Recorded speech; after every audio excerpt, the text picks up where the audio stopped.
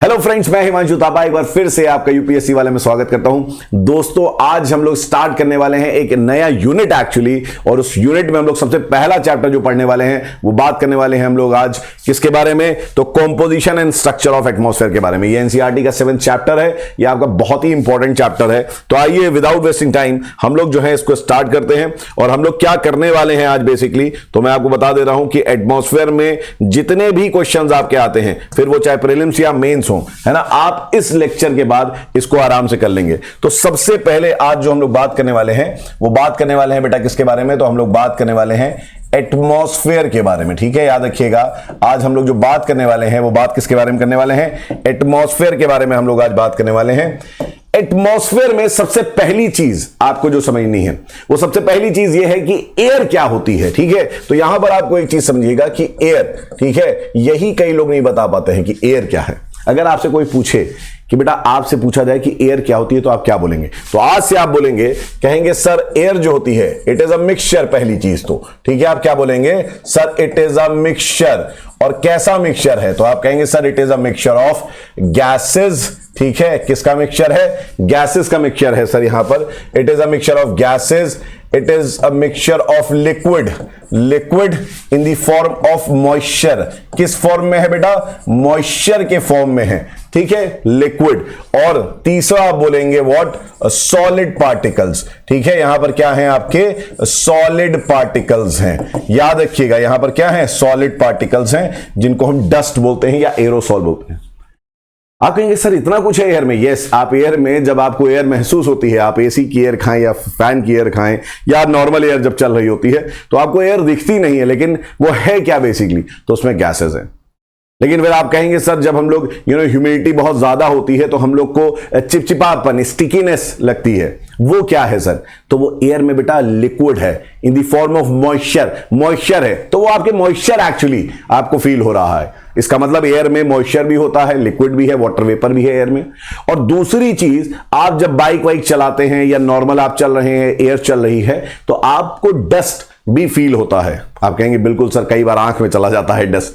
तो ये क्या है एयर, अगर आपसे पूछा जाए तो आप एयर में कहेंगे कि एयर क्या है, it is a mixture of gases, liquid and solid particles.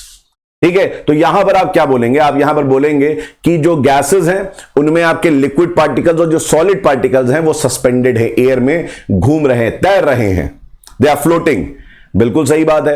ये तो हमने समझ लिया किसके बारे में, एयर के बारे में। लेकिन अब आपसे अगर कोई पूछता है कि बेटा ये भी बता दो फिर साथ ही साथ कि एटमॉस्फेयर क्या होता है, क्योंकि आज तक तो हम लोग यही एटमॉस्फेयर को बोल रहे थे कि atmosphere is a mixture of gases, liquid and solid particles. तो बेटा एटमॉस्फेयर क्या है, तो आपको मैं बता दे रहा हूं। जब हम लोग बात करते हैं एटमॉस्फेयर की तो याद रखिएगा it is an envelope.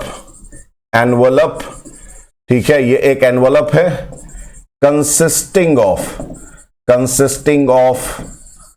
gases, solid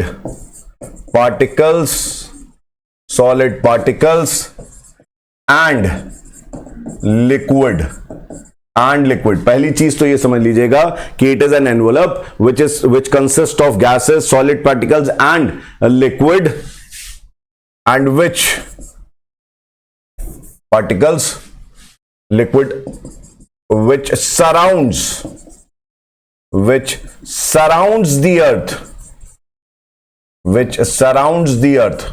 from all the sides। याद रखिएगा ये चीज, हर तरफ से घेरे हुए है एनवलप, है ना। and is being held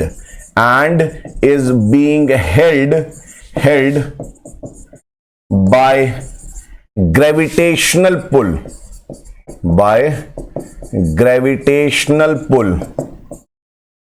of the earth, gravitational pull of the earth। तो बेसिकली क्या है यहां पर, अगर ये हमारा अर्थ है, दिस दी अर्थ, मान लो सरफेस है, तो हमारे हर तरफ सरफेस के चारों ओर, अर्थ के चारों ओर क्या है, गैसेस हैं, डस्ट पार्टिकल्स हैं, लिक्विड है। और ये जो है इट इज अटैच्ड, ठीक है, it is being held by the gravitational pull of the earth. तो ग्रेविटेशनल पुल जो हमारा अर्थ का है उसकी वजह से बेटा जुड़ा हुआ है। एंड इसकी हाइट जो है, हाइट, ठीक है, ये काफी डिबेटेबल है। हाइट जो है इसकी काफी क्या है, डिबेटेबल है।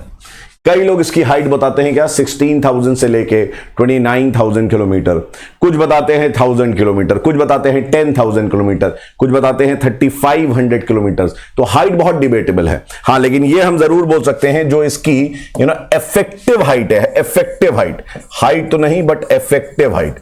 तो आप जब बोलेंगे इफेक्टिव हाइट क्या होता है, तो इफेक्टिव हाइट जो हमारे नॉर्मल, जिसको आप बोलते हैं हमारा जो हम लोग का डेली लाइफ है, उसको जो आपका इफेक्ट करता है, इट इज लेस देन, याद रखिएगा, it is less than 1,000 kilometres. ये 1,000 किलोमीटर से कम है, 1,000 किलोमीटर से कम है। ठीक है, अब विदाउट वेस्टिंग टाइम आगे बढ़ते हैं और आगे हम लोग बात करते हैं किसके बारे में। सबसे पहला जो चैप्टर का पार्ट है विच इज कॉम्पोजिशन, याद रखिएगा, कॉम्पोजिशन ऑफ एटमॉस्फेयर। ठीक है, तो हेडिंग मेरे साथ आप बना लीजिएगा, नोट्स बनाते चलिएगा जैसे आप सभी लेक्चर्स में बनाते हैं नोट्स। तो ये क्या है, कॉम्पोजिशन ऑफ एटमॉस्फेयर आपका है। ठीक, अब जब हम बात करते हैं कॉम्पोजिशन ऑफ एटमॉस्फेयर की, तो यहां पर आपको क्या समझना है, यहां पर आपको समझना है कि क्या चीजें आपको यहां मिल रही हैं। यहां है हमारा गैसेस, यहां पर क्या है, गैसेस है। यहां पर दूसरी चीज हमारी क्या है, तो यहां पर हमारी दूसरी चीज है डस्ट पार्टिकल्स। ठीक है, वी हैव डस्ट पार्टिकल्स, इनको हम लोग अभी देखेंगे, एरोसॉल्स भी बोलते हैं। दीज आर व्हाट, एरोसॉल्स, इनको एरोसॉल्स भी बोलते हैं हम लोग। ठीक है, और आपका जो थर्ड चीज है, थर्ड, दैट इज व्हाट, वो है आपका, याद रखिएगा, वाटर वेपर। वो क्या है आपका, वाटर वेपर है।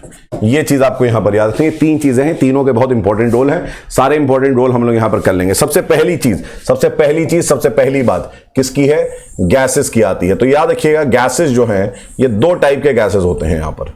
ठीक है, कितने टाइप के, दो टाइप के। एक गैस बेटा जो है, ध्यान रखिएगा, क्या है, कांस्टेंट गैस है। कुछ गैसेस रहती हैं जो आपकी कांस्टेंट गैसेस होती हैं, और कुछ गैसेस जो होती हैं वो आपकी वेरिएबल गैसेस होती हैं। याद रखिएगा, कैसी गैसेस होती हैं, वेरिएबल गैसेस होती हैं। ठीक है, तो लेट्स अंडरस्टैंड कि कांस्टेंट गैसेस क्या हैं, ये हम लोग समझ लेते हैं थोड़ा सा जल्दी से। ठीक है, कि हमारी कांस्टेंट गैसेस क्या हैं और हम लोग कांस्टेंट गैस किसको बोलते हैं। अब देखिए, ये जो लेक्चर है, ये लेक्चर आपका एनसीईआरटी से थोड़ा सा हाई रहेगा, ताकि आप सारे क्वेश्चंस को प्रीलिम्स के और मेंस के यहां से टैकल कर पाएं। तो यहां पर कांस्टेंट गैसेस के कॉन्सेप्ट को थोड़ा सा समझते हैं। सपोज इस तरीके से, this is the earth surface, ये हमारी अर्थ सरफेस है, this is the earth surface. यहां पर वी हैव व्हाट, ये हमारा है पोल्स, ये हमारा नॉर्थ पोल है, this is your this is south pole and this is north pole, और यहां बीच में मान लो दिस इज इक्वेटर, और ये हमारा क्या है, this is earth surface, this is what, earth surfaces. ये क्या है हमारा, ये हमारा अर्थ सरफेस है। ठीक है, ये क्या है, दिस इज अर्थ सरफेस। अब यहां पर क्या है, सपोज अगर मैं मान लूं एक हाइट ले लूं, ठीक है, और ये हाइट कितनी है, तो कई बुक में दिया है 80 किलोमीटर्स, कुछ में दिया है 99 किलोमीटर्स। तो 80 से 99 किलोमीटर्स अगर हम ये हाइट मान ले सरफेस से हमारी, तो यहीं पर कांस्टेंट गैसेस मिलती हैं। पहली चीज तो ये समझ लीजिए, कांस्टेंट गैसेस जो है वो 80 से लेकर 99 किलोमीटर के बीच में मिलती हैं। अब आपको ये चीज ये समझनी है कि ये क्या होती हैं, किनको हम कांस्टेंट बोल रहे हैं। तो देखिए, बहुत ध्यान समझिए। सपोज यहां सरफेस पे मैं कहीं पर किसी एक रूम में हूं, ठीक है, सपोज जहां मैं खड़ा हूं इस समय ये रूम है, ये मान लीजिए इक्वेटर पे है। ये कहां पर है, ये आप कहेंगे सर इक्वेटर पे है। अब इक्वेटर पे यहां पर बहुत सारी गैसेस होंगी, है ना, बहुत सारी गैसेस होंगी। जब मैं गैसेस को यहां देख रहा हूं और गैसेस में परसेंटेज देख रहा हूं, तो मुझे पता चल रहा है यहां पर क्या है, यहां पर हमारा नाइट्रोजन गैस है, और नाइट्रोजन गैस जो है इसका परसेंटेज है अप्रोक्सीमेटली 78%। यहां पर कितना है, 78% हम लोग बोल रहे हैं यहां पर है। ठीक है, बहुत बढ़िया बात है सर, 78 यहां पर निकला। अब हमने क्या करा, हम एक कहां चले गए, हम पोल्स पे चले गए, जब हम पोल्स पे गए, तो यहां पर सोच लो, अब मेरा कमरा पोल्स पे पहुंच गया।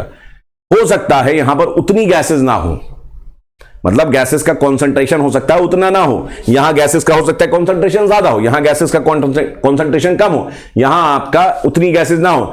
लेकिन जितनी भी गैस है बेटा, जितनी भी गैस है, वहां पर जब हमने देखा तो यहां पर भी नाइट्रोजन जो है वो हमारा कितना है, वो हमारा 78% है। चलिए, बहुत बढ़िया बात। हम इक्वेटर पे ऊपर चले गए, लगभग 80 किलोमीटर की हाइट पे चले गए। अब ऑब्वियस सी बात है कि जो गैसेस का कॉन्सेंट्रेशन होगा, आगे आप समझ में आएगा आपको कि गैसेस का कॉन्सेंट्रेशन ऊपर जब जाते हैं तो कम हो जाता है। क्यों होता है, क्योंकि गैस जो होती है उनका मास होता है, और अगर मास है तो वो हमेशा नीचे की तरफ क्या होंगे, उनका प्रेशर ज्यादा लगेगा, और ऊपर वाली गैसेस नीचे वाली को धकेलेंगी, नीचे वाली उसके नीचे वाली को, उसके नीचे वाली उसके नीचे वाली को। तो सरफेस पे गैसेस का कॉन्सेंट्रेशन, ये बात नोट कर लेना कहीं पर, सरफेस पे हमेशा एयर प्रेशर गैसेस का कॉन्सेंट्रेशन मैक्सिमम होता है। ये चीज हमेशा रूल समझ लेना। यहां पर गैसेस का कॉन्सेंट्रेशन कम है, लेकिन यहां गैसेस तो होंगी। अब गैसेस बहुत आपकी कॉन्सेंट्रेशन का क्या कम है, गैसेस कम होने के बावजूद भी जब हम यहां पर देख रहे हैं, जो भी यहां पर गैसेस है, अलग अलग गैसेस यहां पर हैं, उसमें हम देख रहे हैं उन कम गैसेस में भी नाइट्रोजन जो है वो 78% है। इधर हम देख रहे हैं यहां पर भी यही कंडीशन निकल के आ रही है कि यहां पर जितनी भी गैसेस हमको मिल रही हैं उसमें 78% जो है किसका, नाइट्रोजन का जो है कॉन्सेंट्रेशन है। किसका कॉन्सेंट्रेशन है, नाइट्रोजन का कॉन्सेंट्रेशन है। इसका मतलब 80 किलोमीटर से लेकर 99 किलोमीटर तक सरफेस से हम कहीं भी, कोई भी, हम कहीं पर भी गैसेस में परसेंटेज अगर हम देखें तो नाइट्रोजन का परसेंटेज सेम निकल रहा है। सेम इसी तरीके से जब हम जब हम देखते हैं ऑक्सीजन को, तो ऑक्सीजन अप्रोक्सीमेटली 21% हमें मिलता है हर जगह पे। यहां पर भी हम देखें, यहां पर भी ऑक्सीजन हमें जो है वो 21% ऑक्सीजन मिल रहा है।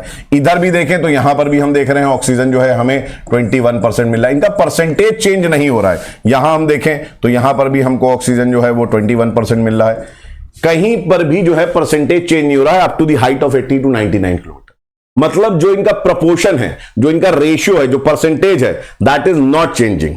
ठीक है, ये सेम रहेगा कहीं पर भी आप चेक कर लीजिए। हाँ, हो सकता है यहां गैसेस कम है, लेकिन जितनी भी गैस मौजूद हैं उसमें जो आपको गैस का परसेंटेज मिलेगा, आपको नाइट्रोजन 78% मिल जाएगा, ऑक्सीजन 21% मिल जाएगा। तो बेसिकली कांस्टेंट गैसेस क्या हैं, तो दीज आर दी गैसेस, याद रखिएगा, these are the gases, these are the gases whose percentage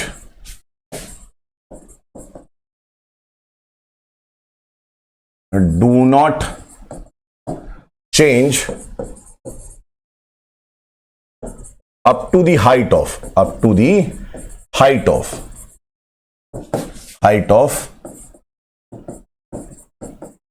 80 से 99 किलोमीटर तक परसेंटेज चेंज नहीं हो रहा है। ठीक है, परसेंटेज इनका चेंज नहीं होता, मतलब रेशियो, प्रपोर्शन जो इनका चेंज नहीं हो रहा है।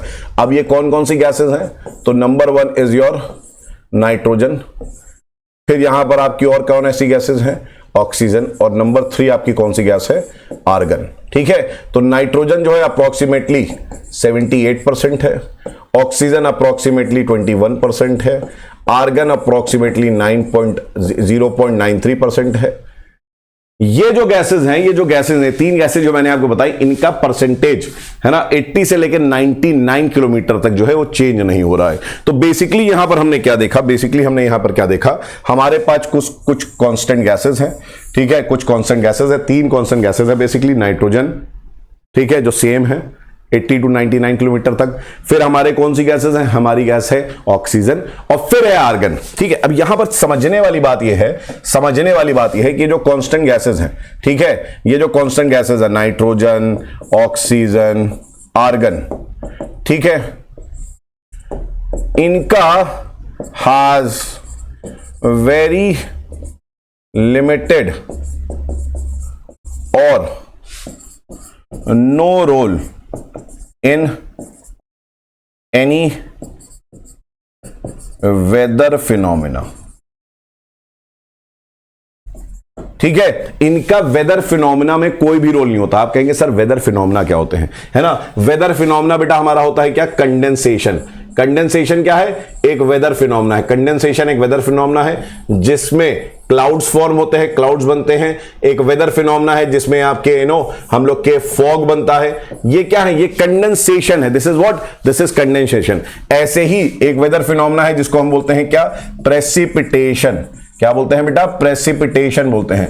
ठीक है, प्रेसिपिटेशन क्या होता है बेसिकली, तो जो भी मॉइस्चर है हमारे एटमॉस्फेयर में, जो भी मॉइस्चर है वो अगर ग्रेविटेशनल पुल की वजह से नीचे आता है, वो मॉइस्चर अगर नीचे गिरता है उसको हम प्रेसिपिटेशन बोलते हैं। मॉइस्चर होना चाहिए, एटमॉस्फेयर का मॉइस्चर जो नीचे आ रहा है, moisture which falls down due to gravitational pull of the earth is known as what, the process is known as precipitation. और इस प्रोसेस प्रेसिपिटेशन में क्या है, तो आपका रेनफॉल, रेनफॉल क्या है बेसिकली मॉइस्चर है, ठीक है। ऐसे ही आपका क्या है स्नोफॉल, स्नोफॉल क्या है आपका जो आपका बर्फ गिर रहा है, स्नो जो गिर रही है वो भी प्रेसिपिटेशन का पार्ट है। ऐसे ही आपके ओले गिरते हैं जिनको हम बोलते हैं हेल, ओले जो बड़े बड़े आइस क्यूब्स होते, आइस के पार्टिकल्स होते हैं उनको हम बोलते हैं। तो ऐसे ही आपका प्रेसिपिटेशन है, प्रेसिपिटेशन भी क्या है एक प्रोसेस है, वेदर फिनोमेना है। ऐसी एक वेदर फिनोमेना होता है thunder storm, thunder storm and lightning, thunder storm and lightning. तो जो बादल आपके गरजते हैं, थंडर स्टॉर्म, और बारिश होती है खूब ज्यादा, बादल जब गरजते हैं और बारिश होती है that is thunder storm. Lightning बिजली का चमकना, है ना। इसी तरीके से एक वेदर फिनोमेना होता है क्या साइक्लोन, आपने देखा होगा इस तरीके से साइक्लोन, ठीक है, ये साइक्लोन होते हैं बेसिकली। तो साइक्लोन ये सारे क्या हैं, ये बेसिक आपके वेदर फिनोमेना है। लेकिन भाई साहब जो आपका याद रखिएगा, यहां पर देखिए ध्यान से, इनका परसेंटेज अगर हम मिलाएंगे, इनको हम कैलकुलेट करेंगे 78, 28 और ये, तो आपको पता चलेगा 99.93% जो हमारी गैसेज हैं, जो हमारी गैसेज हैं 99.93% एटमॉस्फेयर की जो गैसेज हैं उनका कोई रोल नहीं है वेदर फिनोमेना में। वेदर फिनोमेना में बहुत लिमिटेड या कोई रोल नहीं है। उनकी वजह से ना ही आपका कंडेंसेशन हो रहा है, इनकी वजह से ना ही आपका प्रेसिपिटेशन हो रहा है, इनकी वजह से ना ही थंडरस्टॉर्म आ रहे हैं, लाइटनिंग हो रहा है, और ना ही इनकी वजह से क्या है आपका साइक्लोन हो रहा है। तो यहां पर आपको समझना पड़ेगा कि जो कांस्टेंट गैसेज होती हैं इनका रोल हमारे वेदर फिनोमेना में कुछ भी नहीं है। अब बात करते हैं यहां पर दूसरी चीज क्या है, वेरिएबल गैस की है। यहां पर क्या है वेरिएबल गैस, वेरिएबल गैस मतलब कौन सी गैस है जो 80 से 90 किलोमीटर के बीच में जिनका परसेंटेज चेंज हो जाता है। परसेंटेज चेंज होने का मतलब क्या है, यहां पर अगर हमने देखा, सपोज यहां हमने देखा तो कार्बन डाइऑक्साइड हमको कितना मिला, यहां हमने अगर देखा तो कार्बन डाइऑक्साइड हमें मिल रहा है यहां पर 0.036%, यहां पर हमें मिल रहा है 0.036% कार्बन डाइऑक्साइड, ठीक है। हो सकता है यहां हमें कार्बन डाइऑक्साइड कितना मिल जाए 0.02%, है ना। हो सकता है हमको यहां कार्बन डाइऑक्साइड जो है इस जगह पे कितना मिल जाए, हमें हो सकता है यहां कार्बन डाइऑक्साइड जो है वो मिल जाए 0.04%।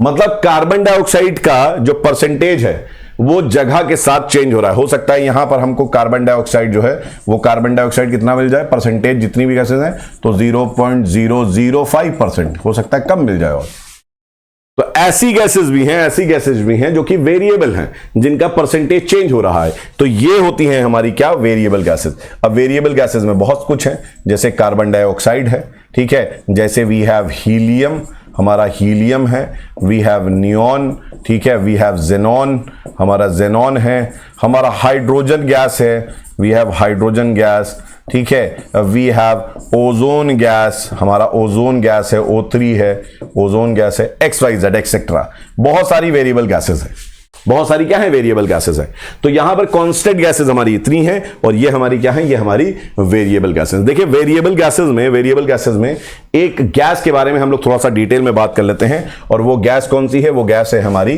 Carbon dioxide. Carbon dioxide gas जो है इसके बारे में थोड़ी सी बातें आपको यहां पर समझ लेनी है, कर लेनी है, क्या होती है, ठीक है। Let's understand this. तो यहां पर आपको समझना है कि कार्बन डाइऑक्साइड जो गैस है, रोल ऑफ कार्बन डाइऑक्साइड, ठीक है। यहां पर आपको जो कार्बन डाइऑक्साइड है उसको समझना है कि ये क्या जरूरी है हमारे लिए। तो ये याद रखिएगा कार्बन डाइऑक्साइड के बारे में पहला पॉइंट आप लिख लीजिएगा, पहला पॉइंट, ठीक है। अपने दिमाग में ये चीज बैठा लीजिएगा और ये जो मैं बता रहा हूं इसको अच्छी तरीके से याद करिएगा। पहला पॉइंट लिख लीजिएगा, it maintains the temperature of the lower atmosphere, ठीक है। ये याद रखिएगा कि जो लोअर एटमॉस्फेयर है उसका टेम्परेचर मेंटेन करता है ना। और without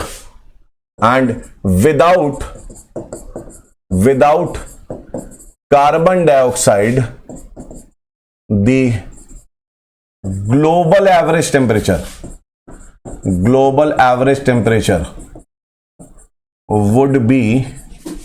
would be below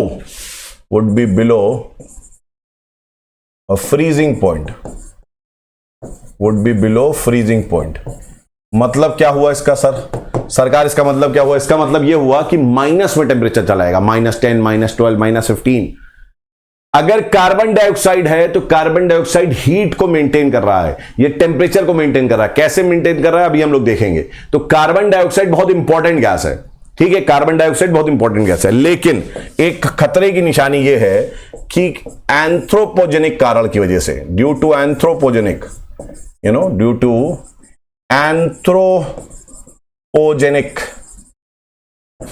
anthropogenic reasons, carbon dioxide, the amount of carbon dioxide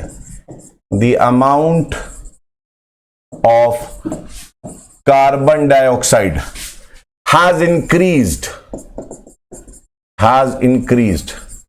ठीक है, एंथ्रोपोजेनिक कारण की वजह से। एंथ्रोपोजेनिक मतलब होता है जो ह्यूमन में, मैन इंड्यूस्ड जो होता है। जैसे हमने कोयला, जिसको कोल बोलते हैं, कोयले को हम जला रहे हैं, उसका कंबक्शन कर रहे हैं, जो फॉसिल फ्यूल्स हैं उनको जला रहे हैं। इंडस्ट्रियलाइजेशन जब स्टार्ट हुआ, ठीक है, ब्रिटेन में जब इंडस्ट्रियलाइजेशन स्टार्ट हुआ तो एनर्जी के लिए कोयले को जलाया गया, ठीक है। तो जब हम लोग ने कोल को बर्न करा तो उससे क्या हुआ? उससे कार्बन डाइऑक्साइड हमारे एटमॉस्फेयर में बहुत आ गया। हम लोग क्या कर रहे हैं? हम लोग पेड़ों को काट दे रहे हैं। पेड़ क्या करते हैं? कार्बन डाइऑक्साइड को फोटोसिंथेसिस के फॉर्म में फूड के लिए यूज कर लेते हैं।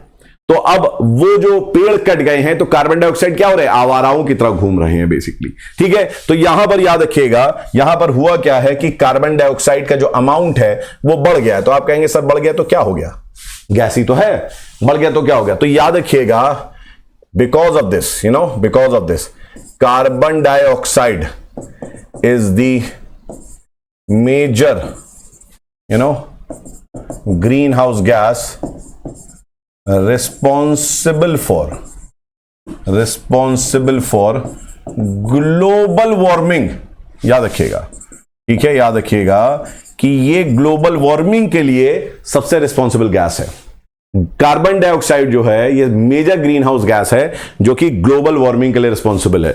इसको हम लोग क्या बोलते हैं? इसको हम लोग बोलते हैं ग्रीन हाउस गैस। क्या बोलते हैं? Green house gas. तो बेटा ग्रीन हाउस गैस यहां पर वर्ड आया है, तो वी नीड टू अंडरस्टैंड कि ग्रीन हाउस गैस होता क्या है, इसका कॉन्सेप्ट क्या है ग्रीन हाउस गैस का, और तब कार्बन डाइऑक्साइड पे हम आ जाएंगे, ठीक है। तो यहां एक कॉन्सेप्ट हम लोग समझ लेंगे। क्या?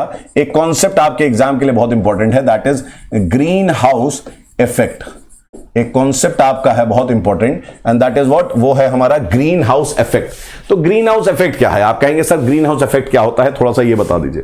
तो देखिए क्या है कि जैसे साइबेरिया वाला जो रीजन है ना, या जो आपके टुंड्रा रीजन्स होते हैं, वहां पर सनलाइट प्रॉपर्ली पहुंच नहीं पाती है, और सनलाइट प्रॉपर्ली पहुंचती नहीं है तो टेम्परेचर बहुत कम रहता है। अब आप सब जानते हैं कि प्लांट ग्रो करने के लिए, क्रॉप ग्रो करने के लिए, वेजिटेबल्स ग्रो करने के लिए एक एप्रोप्रिएट टेम्परेचर चाहिए। अगर भैया एप्रोप्रिएट टेम्परेचर नहीं हुआ तो आपके प्लांट्स ग्रो नहीं करेंगे। आप कहेंगे बिल्कुल सही बात है सर, अगर जहां ठंडा है बहुत ज्यादा, जहां पर बर्फ गिर रही है, वहां पर कैसे प्लांट्स ग्रो करेंगे? तो यहां पर एक कॉन्सेप्ट आता है। क्या? एक कॉन्सेप्ट आता है बेटा ग्लास हाउस का। एक कॉन्सेप्ट आता है क्या? ग्लास हाउस का, ठीक है। तो इस तरीके से उन लोगों ने क्या करा, जो ठंडे रीजन वाले लोग हैं, ठंडे वाले रीजन लोग वालों ने, उन्होंने एक ग्लास हाउस बनाया। क्या बनाया? Glass house. तो यहां पर ये लिख लीजिएगा, क्या यहां लिख लीजिएगा, it is a glass house. यहां पर एक हाउस बनाया और इसको क्या बोला गया? ग्लास हाउस बोला गया। अब एक और चीज आपको समझनी है, बड़ी इंपॉर्टेंट। क्या समझनी है? कि सर ये ग्लास हाउस ऐसा क्या कर रहा है। तो आइए ग्लास हाउस की थोड़ी सी हम यहां पर चर्चा कर लेते हैं कि ग्लास हाउस करता क्या है। सपोज दिस इज सन, ठीक है, ये सन है। अब यहां पर क्या है, इन रीजन्स में सन बहुत कम टाइम के लिए आता है ना, और अगर आता भी है तो इसकी जो इंटेंसिटी होती है वो बहुत वीक होती है सन की, ठीक है। क्यों? क्योंकि एंगल जो है वो बड़ा ही अलग सा पड़ता है। हम लोग अगले चैप्टर में इंसोलेशन में देखेंगे। अब यहां पर जो है, यहां पर ध्यान से समझिएगा, यहां पर जो ये सन से रेडिएशन आ रही है, ये रेडिएशन को ग्लास आने देता है। आपने देखा होगा आपके घर में भी ग्लासेस हैं, आपके घर में भी खिड़कियां हैं, विंडोज हैं, वहां से सनरेज अंदर आ जाती है, ठीक है, यस आ जाती है। तो यहां पर जो ग्लास है बेसिकली ये एक ट्रांसपेरेंट बॉडी की तरह काम कर रहा है, ठीक है। एक ऐसी बॉडी के लिए काम कर रहा है, ट्रांसपेरेंट बॉडी, ठीक है। किसके लिए ट्रांसपेरेंट बॉडी? तो देखिए एक चीज समझिएगा, यहां पर आप देख रहे हैं सन की जो रेज हैं, जो सन आपकी एनर्जी लेके आ रही है सन की, वो मैंने वेव्स के फॉर्म में बनाई है। तो सन से जो वेव्स आती हैं उनको हम बोलते हैं इनकमिंग, क्योंकि ये आ रही हैं, अर्थ में आ रही हैं और सन से आ रही हैं, तो इनको बोलते हैं incoming solar radiation. Solar radiation short waves. ये क्या है बेटा? ये शॉर्ट वेव्स हैं, बहुत ही छोटी छोटी वेव्स होती हैं, शॉर्ट वेव्स होती हैं। Incoming solar radiation short waves होती हैं। अब इन शॉर्ट वेव्स को वो क्या कर रहा है? आने दे रहा है। ट्रांसपेरेंट बॉडी की तरह वो काम कर रहा है, इनको आने दे रहा है। बिल्कुल सही बात है, आने दे रहा है सर, अच्छी बात है। अब एक रेडिएशन के बारे में कॉन्सेप्ट समझ लीजिएगा, जो यहां वर्ड लिखा है मैंने, रेडिएशन। कोई भी गर्म बॉडी होगी, बहुत ध्यान समझिएगा, any warm body, any hot body, कोई भी गर्म बॉडी जो होगी उससे रेडिएशंस निकलती हैं। कोई भी गर्म बॉडी बेटा जो है उससे क्या निकलती है? उससे आपकी रेडिएशंस निकलती हैं। फिर चाहे वो आपकी जो रूफ टॉप है, छत है, वहां से आपकी रेडिएशन निकल सकती है। जो हमारी रोड्स होती हैं गर्म हो जाती हैं, वहां से रेडिएशन निकलती है। आप जो तवा जिसको आप गर्म करते हैं फॉर रोटी, वो वहां से रेडिएशन निकलती है। और सन तो हमारा गर्म है ही, तो सन से भी रेडिएशन निकल रही है। तो हर गर्म बॉडी से रेडिएशन निकलती है। ठीक है, अब यहां पर आपको ध्यान से यह समझना है कि यहां पर जो ये सोलर रेडिएशन है ये सन से आ रही है। ठीक है, ये सन से आ रही है, और सन से जब ये सोलर रेडिएशन आती है, इस घर में एंटर करती है, इस घर में एंटर करती है, तो ऑब्वियस सी बात है यहां पर जो ग्लास हाउस है, ग्लास को गर्म करेगी। भाई कहीं पर हीट सनरेज पड़ रही है तो वो गर्म करेगी कि नहीं करेगी? आप कहेंगे बिल्कुल। तो यहां पर क्या हो जाएगा? This will become warm. ठीक है, यहां पर क्या हो जाएगा? ये वार्म सरफेस बन जाएगा। ये जो ग्लास हाउस है यहां पर क्या हो जाएगा? ये वार्म सरफेस बनेगा। और जब ये वार्म सरफेस बनेगा तो बेटा यहां से भी रेडिएशन निकलेंगी। यहां से भी क्या निकलेगी? यहां से भी इस तरीके से रेडिएशन निकलेंगी, इस तरीके से रेडिएशन निकलेंगी। ठीक है, यहां से भी आपकी रेडिएशन निकलेंगी। अब आप कहेंगे सर यहां से क्यों रेडिएशन निकल रही है? भाई ये भी तो गर्म है, आपका घर गर्म हुआ तो यहां से भी रेडिएशन निकलेंगी। अब इस रेडिएशन को हम क्या बोलेंगे? इस रेडिएशन को हम क्या बोलेंगे? तो ये जो हमारी हैं, इन रेडिएशंस को हम बोलते हैं इंफ्रारेड रेडिएशंस। ये क्या कहलाती हैं बेटा? ये कहलाती हैं इंफ्रारेड रेडिएशंस। ठीक है, याद रखिएगा ये इंफ्रारेड रेडिएशंस हैं। और ये सन की तरह शॉर्ट वेव ना होके ये लॉन्ग वेव होती हैं। ये सन की तरह शॉर्ट वेव ना होके लॉन्ग वेव होती हैं। अभी मैं बताऊंगा क्यों होती है लॉन्ग वेव। ठीक है, लेकिन बस इतना समझ लीजिएगा ये लॉन्ग वेव होती हैं। अब क्या होगा ये अगर लॉन्ग वेव है तो? लॉन्ग वेव के लिए जो ये ग्लास हाउस है ये सौतेला व्यवहार करता है ना? ये एकदम स्टेप सन या स्टेप डॉटर जैसा बिहेव करता है, स्टेप डैड या मदर बन जाता है। ये सौतेला व्यवहार करता है और ये इसको जाने नहीं देता है। ठीक है, ये जो ग्लास हाउस है इन रेडिएशंस के लिए ओपेक बॉडी की तरह काम करता है। ओपेक बॉडी है ना? ओपेक मतलब होता है जो आपका ट्रांसपेरेंट ना हो, ये जाने नहीं देता हो। जाने नहीं देगा तो क्या होगा? ये वापस इस तरीके से रिफ्लेक्ट हो जाएगा। और आपके ये जो रेडिएशंस हैं, ये रेडिएशंस हर जगह पर, ये रेडिएशंस हर जगह पे इस तरीके से क्या होंगे? इस तरीके से आपकी निकलेंगी और ये वापस यहीं पर हीट ट्रैप हो जाएगी। तो ओपेक बॉडी होने की वजह से क्या हो रहा है? ओपेक बॉडी होने की वजह से क्या हो रहा है? जो आपकी इंफ्रारेड रेडिएशंस हैं, भाई ये ठंडी तो है नहीं, अगर गर्म चीज से निकल रही है, वार्म सरफेस से निकल रही है, तो ये वार्म ही होंगी। कितनी होंगी वो डिफरेंट चीज है, कितनी वार्म होंगी, लेकिन वार्म तो होंगी। और वार्म होंगी तो ये क्या करेंगी? जो ये हीट है, heat will be trapped, heat will be trapped. यहां पर क्या हो जाएगा? जो आपकी रेडिएशन है, इनकी जो हीट है ये यहीं ट्रैप हो जाएगी। ये बाहर जाने नहीं देगा। क्यों नहीं जाने देगा वो आप अभी बाद में समझेंगे, लेकिन फिलहाल समझिए यहां पर ये जाने नहीं दे रहा। और जब जाने नहीं दे रहा है, ये जाने नहीं दे रहा है, तो ये क्या हो रहा है? बेसिकली यहां पर क्या हो रहा है? यहां पर ऑब्वियस सी बात है, अगर हीट ज्यादा रह जाएगी तो टेम्परेचर वुड इंक्रीज। क्या होगा बेटा? Temperature would increase. आप कहेंगे बिल्कुल सही बात है सर, अगर हीट यहां पर रुक जा रही है सरकार, तो यहां पर टेम्परेचर बढ़ेगा कि नहीं बढ़ेगा? सर एंड मैम बिल्कुल बढ़ेगा। ठीक है, और अगर ये बढ़ेगा तो यहां पर क्या हमें अचीव हो जाएगा? जो हमें एप्रोप्रिएट टेम्परेचर चाहिए था, appropriate temperature for vegetation, appropriate temperature for vegetables. ठीक है, जो वेजिटेबल्स के लिए चाहिए था, जो क्रॉप्स के लिए चाहिए था, जो फ्रूट्स के लिए चाहिए था, जो फ्लावर्स के लिए चाहिए था, वो हमें temperature would be achieved, would be achieved, वो हमें टेम्परेचर मिल जाएगा। आप कहेंगे बिल्कुल मिल जाएगा सर। और अगर ये मिल जाएगा तो यहां पर हमें क्या मिलेंगे? यहां पर हमको सर वेजिटेबल्स मिल जाएंगे। और इन वेजिटेबल्स का सर रंग कैसा होगा? तो इत्तेफाक से जो ये रंग होता है, इनका कलर जो होता है, ये कैसा होता है सर? ये ग्रीन कलर होता है। सर ये कैसे कलर का होता है? सर ये ग्रीन कलर का होता है। कैसा? ये सर ग्रीन कलर का होता है। और जब दूर से इस हाउस को देखेंगे आप, जब दूर से इस हाउस को देखेंगे तो ये जो ग्लास हाउस है, ये ग्लास हाउस आपको ग्लास हाउस की जगह ग्रीन हाउस नजर आएगा, क्योंकि यहां पर आपको इतने सारे वेजिटेबल्स नजर आएंगे, इतने सारे आपको फ्लावर्स नजर आएंगे, दिस विल बी ग्रीन। तो इनको हम क्या बोल देते हैं, इस घर को, ये glass house becomes what, it becomes your green house. ये आपका क्या बन जाता है, ये ग्रीन हाउस बन जाता है। ये ग्लास हाउस आपका जो है ये ग्रीन हाउस बन जाता है, ठीक है। और ये ग्रीन हाउस का इफेक्ट क्या है, ग्रीन हाउस का प्रोसेस क्या है, ग्रीन हाउस कर क्या रहा है, तो बहुत ध्यान से समझिए।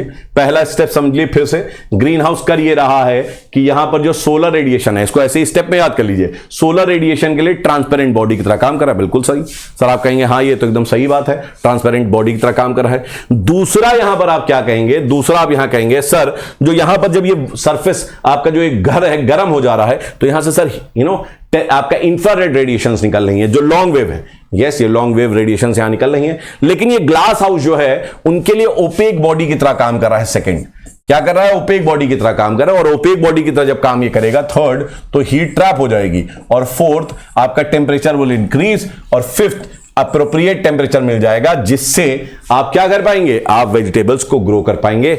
एंड सिक्स्थ, इसी को हम क्या बोलते हैं, ग्रीन हाउस बोलते हैं। एंड इस इफेक्ट को हम लोग क्या बोलते हैं, ग्रीन हाउस इफेक्ट बोलते हैं।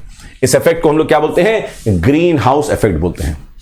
अब आपके दिमाग में यहां पर क्वेश्चन चल रहा होगा कि सर ये ऐसा क्यों हो रहा है। बस अभी फिलहाल इस चैप्टर के लिए इतना ही रखिए, क्योंकि आगे हम लोग आने वाले चैप्टर में सोलर रेडिएशंस पढ़ने वाले हैं, इंसोलेशन पढ़ने वाले हैं, हीट बजट टेम्परेचर पढ़ने वाले हैं, वहां मैं डिस्कस करूंगा। लेकिन इतना आपको जरूर बता दूं कि इसका रिलेशन जो है ये लॉन्ग वेव से है, ठीक है। अब ये क्यों लॉन्ग वेव इसकी है और इसकी क्यों शॉर्ट वेव है, ये एक प्रॉपर्टी होती है जो हम लोग बाद में देखेंगे। यहां पर ये चीज समझ लीजिए, क्योंकि ये लॉन्ग वेव है इसलिए ग्लास हाउस इसको जाने नहीं दे रहा, ठीक है। यहां पर आप देख रहे हैं ये शॉर्ट वेव है, इसलिए यहां पर ये जो है ट्रांसपेरेंट बॉडी की तरह काम कर रहा है, शॉर्ट वेव होने की वजह से। इतना फिलहाल इतना बस जो है आप याद कर लीजिए। अभी इसका एग्जाम्पल तुम लोग ना अपने डेली लाइफ में भी देखते हो, डेली लाइफ में भी देखते हो। इसको ग्लास इफेक्ट भी बोलते हैं। ये क्या है ग्लास इफेक्ट, आप अपनी कार, जब कार में जाते हैं, अभी गर्मी है, सितंबर का टाइम है, नॉर्थ इंडिया में अगर आप देखेंगे तो इस समय टेम्परेचर काफी ज्यादा होता है, मई में, अप्रैल में, समर्स में टेम्परेचर बहुत ज्यादा होता है। तो जब अपनी कार खोलते हैं, आप कार खोलते हैं तो क्या होता है, कार जब आप अपनी खोलते हैं तो आप देखते हैं जैसी कार खोलते हैं बहुत सी हीट निकल के आती है। आप कहते हैं, आपके घर वाले कहते हैं अरे भैया दरवाजा खोल दो, पहले हीट निकल दे दो। ये हीट आई कहां से, आपने तो कोई उसके अंदर लाइटर जला के गैस ऑन करके आप आई नहीं थे, तो ये हीट आई कहां से, ये हीट ऐसे ही आई। जो आपकी विंडोज है, ठीक है, जो आपका ग्लास लगा हुआ है कार में, वहां पर जब सनरेज पड़ी तो ये सनरेज अंदर तो आ गई, ये सनरेज अंदर तो आ गई, और जब अंदर आ गई भाई साहब तो यहां पर क्या हुआ, आपकी कार गर्म हुई। जब कार गर्म हुई तो कार से भी रेडिएशन निकली, कार से भी रेडिएशन निकली, वो लॉन्ग वेव रेडिएशन निकली, इंफ्रारेड रेडिएशन निकली। वो रेडिएशन भाई साहब बाहर नहीं जा पाई, वो ट्रैप हो गई। क्यों, क्योंकि ग्लास की प्रॉपर्टी ही ऐसी है कि जो लॉन्ग वेव है इसको ये जाने नहीं देगा, और जो यहां पर देख रहे हैं इनको ये आने देगा, शॉर्ट वेव है इनको आने देगा, ठीक है। तो ये ग्लास हाउस जो होता है ना, ये एक तरीके से आपका टाइगर श्रॉफ की तरह है। कैसा है, टाइगर श्रॉफ की तरह। मुझे टाइगर श्रॉफ याद आ जाता है हमेशा जब भी मैं पढ़ाता हूं। क्यों, क्योंकि टाइगर श्रॉफ कहता है कि उसकी आती नहीं है ना, सबकी मतलब सबको आती नहीं है, उसकी जाती नहीं है। तो वही वाली चीज है कि यहां पर क्या है, यहां पर ये आ तो जा रही है और यहां पर ये जा नहीं रही। तो आपको कुछ ऐसे ही याद कर लेना है, क्या याद कर लेना है कि इनकी आती तो है पर इनकी जाती नहीं है, ठीक है। इनकी आती है पर इनकी जाती नहीं है, और इसकी वजह से क्या हो जाता है, ग्रीन हाउस इफेक्ट हो जाता है भाई साहब। अब यहां पर एक कॉन्सेप्ट आया, कहा सर आप पढ़ाते पढ़ाते green house gas, green house effect में कहां पहुंच गए। तो मैं फिर से वापस आता हूं ग्रीन हाउस गैस पे, ठीक है। कोई भी गैस अगर ग्रीन हाउस इफेक्ट शो करे, कोई भी गैस अगर ग्रीन हाउस इफेक्ट शो करे तो उसको हम ग्रीन हाउस गैस बोल देंगे, क्योंकि वो ग्रीन हाउस की तरह बिहेव कर रही है। तो अगर हम कह रहे हैं CO2 हमारे ग्रीन हाउस गैस की तरह बिहेव कर रही है, तो बेसिकली CO2 कर क्या रही है, CO2 कर क्या रही है। तो अगर if this is my earth surface, अगर ये हमारा क्या है, if this is my earth surface, ये हमारे अर्थ की सरफेस है, ठीक है। तो अर्थ के सरफेस के काफी पास अगर आप देखेंगे तो आपको क्या नजर आएगा, आपको कार्बन डाइऑक्साइड नजर आएंगी, ठीक है। या आप इनफैक्ट कह सकते हैं कि यहां तो सभी गैसेज हैं, उनमें से एक कार्बन डाइऑक्साइड भी है। और ये कार्बन डाइऑक्साइड का कॉन्सेंट्रेशन आपको ज्यादा कहां मिलेगा, कार्बन डाइऑक्साइड का कॉन्सेंट्रेशन ज्यादा आपको सरफेस के पास मिलेगा, क्योंकि सभी गैसेस का कॉन्सेंट्रेशन सरफेस के पास होता है, मैंने अभी आपको बताया था। ये सरफेस के पास ही मिलेगा क्योंकि इनका मास है। और भाई साहब मास नीचे की तरफ आ रहा है ना, और मास अगर नीचे की तरफ आ रहा है तो ये कॉन्सेप्ट तो आपको देखने को मिलेगा ही। अब यहां पर समझिए क्या हो रहा है, ये कार्बन डाइऑक्साइड जो है, ये कार्बन डाइऑक्साइड भाई साहब ग्रीन हाउस क्यों कहलाता है? क्योंकि जो सन है, ठीक है, जो सन है और सन से आने वाली जो सोलर रेडिएशन है, सन से आने वाली जो सोलर रेडिएशन है, ठीक है, उनके लिए ये ट्रांसपेरेंट बॉडी की तरह काम करता है। वेरी गुड, ठीक है। तो यहां पर हम क्या कह सकते हैं, यहां पर हम कह सकते हैं कि CO2 acts as a transparent body, acts as a transparent body for short waves solar radiations। तो जो शॉर्ट वेव है सोलर रेडिएशन की, उनके लिए ये क्या कर रहा है, उनको ये ट्रांसपेरेंट बॉडी की तरह आने दे रहा है। जब ये आने दे रहा है तो यहां पर इसकी वजह से क्या हो रहा है, this is the first step, तो इनकी वजह से क्या हो रहा है, the earth surface will become warm, बिल्कुल सही बात है, वार्म हो गया। और अगर ये वार्म हो गया तो थर्ड स्टेप क्या है, थर्ड स्टेप ये है कि यहां से भी आपकी एक रेडिएशन निकलेगी, बिल्कुल रेडिएशन निकलेगी, यहां से भी आपकी रेडिएशन निकलेगी, ठीक है, रेडिएशन यहां से भी निकलेगी। इस रेडिएशन को हम लोग क्या बोल रहे हैं, इसको हम लोग बोल रहे हैं क्या, टेरेस्ट्रियल रेडिएशन। इसको हम लोग क्या बोल रहे हैं, टेरेस्ट्रियल रेडिएशन, क्योंकि ये अर्थ से निकल रही है, टेरेस्ट्रियल, अर्थ सरफेस से निकल रही है, इसलिए हम लोग क्या बोल रहे हैं, इसको टेरेस्ट्रियल रेडिएशन बोल रहे हैं। और क्योंकि ये बाहर जा रही है तो इसको हम लोग क्या बोल देंगे, इसको हम लोग बोल देंगे आउटगोइंग टेरेस्ट्रियल रेडिएशन। और क्योंकि आप देख सकते हैं इनकी वेव्स बड़ी हैं, इसलिए हमको हम क्या बोल देंगे, इनको हम बोल देंगे लॉन्ग वेव, इनको क्या बोल देंगे, लॉन्ग वेव, ठीक है। अब जहां पर कार्बन डाइऑक्साइड नहीं है, वहां से तो ये चली जाएंगी और पहुंच जाएंगी कहां, पहुंच जाएंगी स्पेस में। जहां पर आपका कार्बन डाइऑक्साइड नहीं है या जहां पर ग्रीन हाउस गैस नहीं है, वहां तो ये चली जाएंगी। लेकिन जहां पर कार्बन डाइऑक्साइड इनको मिलेगा, वहां पर ये क्या होंगी, वहां पर कार्बन डाइऑक्साइड इनको पहले एब्जॉर्ब कर लेगा, कार्बन डाइऑक्साइड जो है इनको एब्जॉर्ब करेगा और एब्जॉर्ब करने के बाद इनको रेडिएट वापस कर देगा कहां, हमारे लोअर एटमॉस्फेयर में, सरफेस के पास। कार्बन डाइऑक्साइड इनको जहां भी मिलेगा वहां पर ये क्या करेगा, इनको एब्जॉर्ब करेगा और एब्जॉर्ब करने के बाद इनको रेडिएट कर देगा। तो थर्ड चीज यहां पर हमने क्या देखी, थर्ड चीज हमने देखी यहां पर कि आउटगोइंग टेरेस्ट्रियल रेडिएशन चली जा रही है। और फोर्थ चीज हमने क्या देखी यहां पर, फोर्थ हमारा क्या है कि carbon dioxide acts as an opaque body. कैसी बॉडी, ओपेक बॉडी। ये ओपेक बॉडी की तरह काम करते हैं for terrestrial radiations, for terrestrial long wave, terrestrial long wave, ये बहुत इंपॉर्टेंट वर्ड है, लॉन्ग वेव रेडिएशंस, ठीक है। तो ये क्या हो रहा है, ये टेरेस्ट्रियल लॉन्ग वेव रेडिएशन जो है इनको एब्जॉर्ब करके वापस क्या कर रहा है, इनको ब्लॉक कर ले रहा है, ट्रैप कर ले रहा है। और इसकी वजह से क्या हो रहा है बेटा, इसकी वजह से यहां पर आप लिख सकते हैं क्या, फिफ्थ स्टेप लिखेंगे, हीट विल बी ट्रैप्ड, ठीक है। इसकी वजह से क्या होगा, टेरेस्ट्रियल रेडिएशन ट्रैप होगी तो हीट विल बी ट्रैप्ड, और हीट विल बी ट्रैप्ड तो क्या हो रहा है, टेम्परेचर विल इंक्रीज, टेम्परेचर क्या होगा, टेम्परेचर इंक्रीज हो जाएगा। तो यहां पर कार्बन डाइऑक्साइड क्या कर रहे हैं, carbon dioxide same glass house जो था, जो ग्रीन हाउस कहला रहा था, उसी की तरह इफेक्ट काम कर रहा है कि नहीं कर रहा है, क्या काम कर रहा है, पहले ये आने दे रहा है, उनके लिए ट्रांसपेरेंट बॉडी की तरह काम कर रहा है, और दूसरा जो आपकी लॉन्ग वेव टेरेस्ट्रियल रेडिएशन है उनको जाने नहीं दे रहा है, उनको रोक ले रहा है। जहां कार्बन डाइऑक्साइड नहीं, वो तो स्पेस में चले गए, लेकिन जहां जहां पर कार्बन डाइऑक्साइड मिलेगा वहां पर ये इसको क्या करेगा, रोक लेगा। इसका मतलब हम लोग ये कह सकते हैं कि कार्बन डाइऑक्साइड जो है it shows the green house effect, and hence is a green house gas, is a green house gas, इसलिए इसको हम लोग क्या बोलते हैं, ग्रीन हाउस गैस बोलते हैं। तो कार्बन डाइऑक्साइड क्या है, कार्बन डाइऑक्साइड हमारा ग्रीन हाउस गैस है। कार्बन डाइऑक्साइड क्या है, ग्रीन हाउस गैस। तो ग्रीन हाउस गैस है, तो ये तो नेचुरल प्रोसेस हमेशा से चला आ रहा था, कोई प्रॉब्लम नहीं थी, कोई प्रॉब्लम नहीं थी, बिल्कुल कोई प्रॉब्लम नहीं थी। और इसी तरीके से बहुत सारी ऐसी रेडिएशंस थी जो स्पेस में चली जाती होंगी, बहुत सारी ऐसी रेडिएशंस थी जो स्पेस में क्या हो रही होंगी, चली जा रही होंगी। बिल्कुल सही बात है, चली जाती होंगी। तो फिर टेंशन क्यों है, कार्बन डाइऑक्साइड को इतना बदनाम क्यों कर रखा है? बेटा बदनाम हम लोग ने कर रखा है क्योंकि परेशानी हमने पैदा करी है। एक्चुअली तो बदनामी हमें झेलनी चाहिए, क्योंकि कार्बन डाइऑक्साइड की क्या गलती है, कोयला अगर हम जला रहे हैं, पेड़ों को अगर हम काट दे रहे हैं, तो हमारी गलती है ना। तो हमने क्या करा, हमने कार्बन डाइऑक्साइड का क्या करा, कॉन्सेंट्रेशन बढ़ा दिया।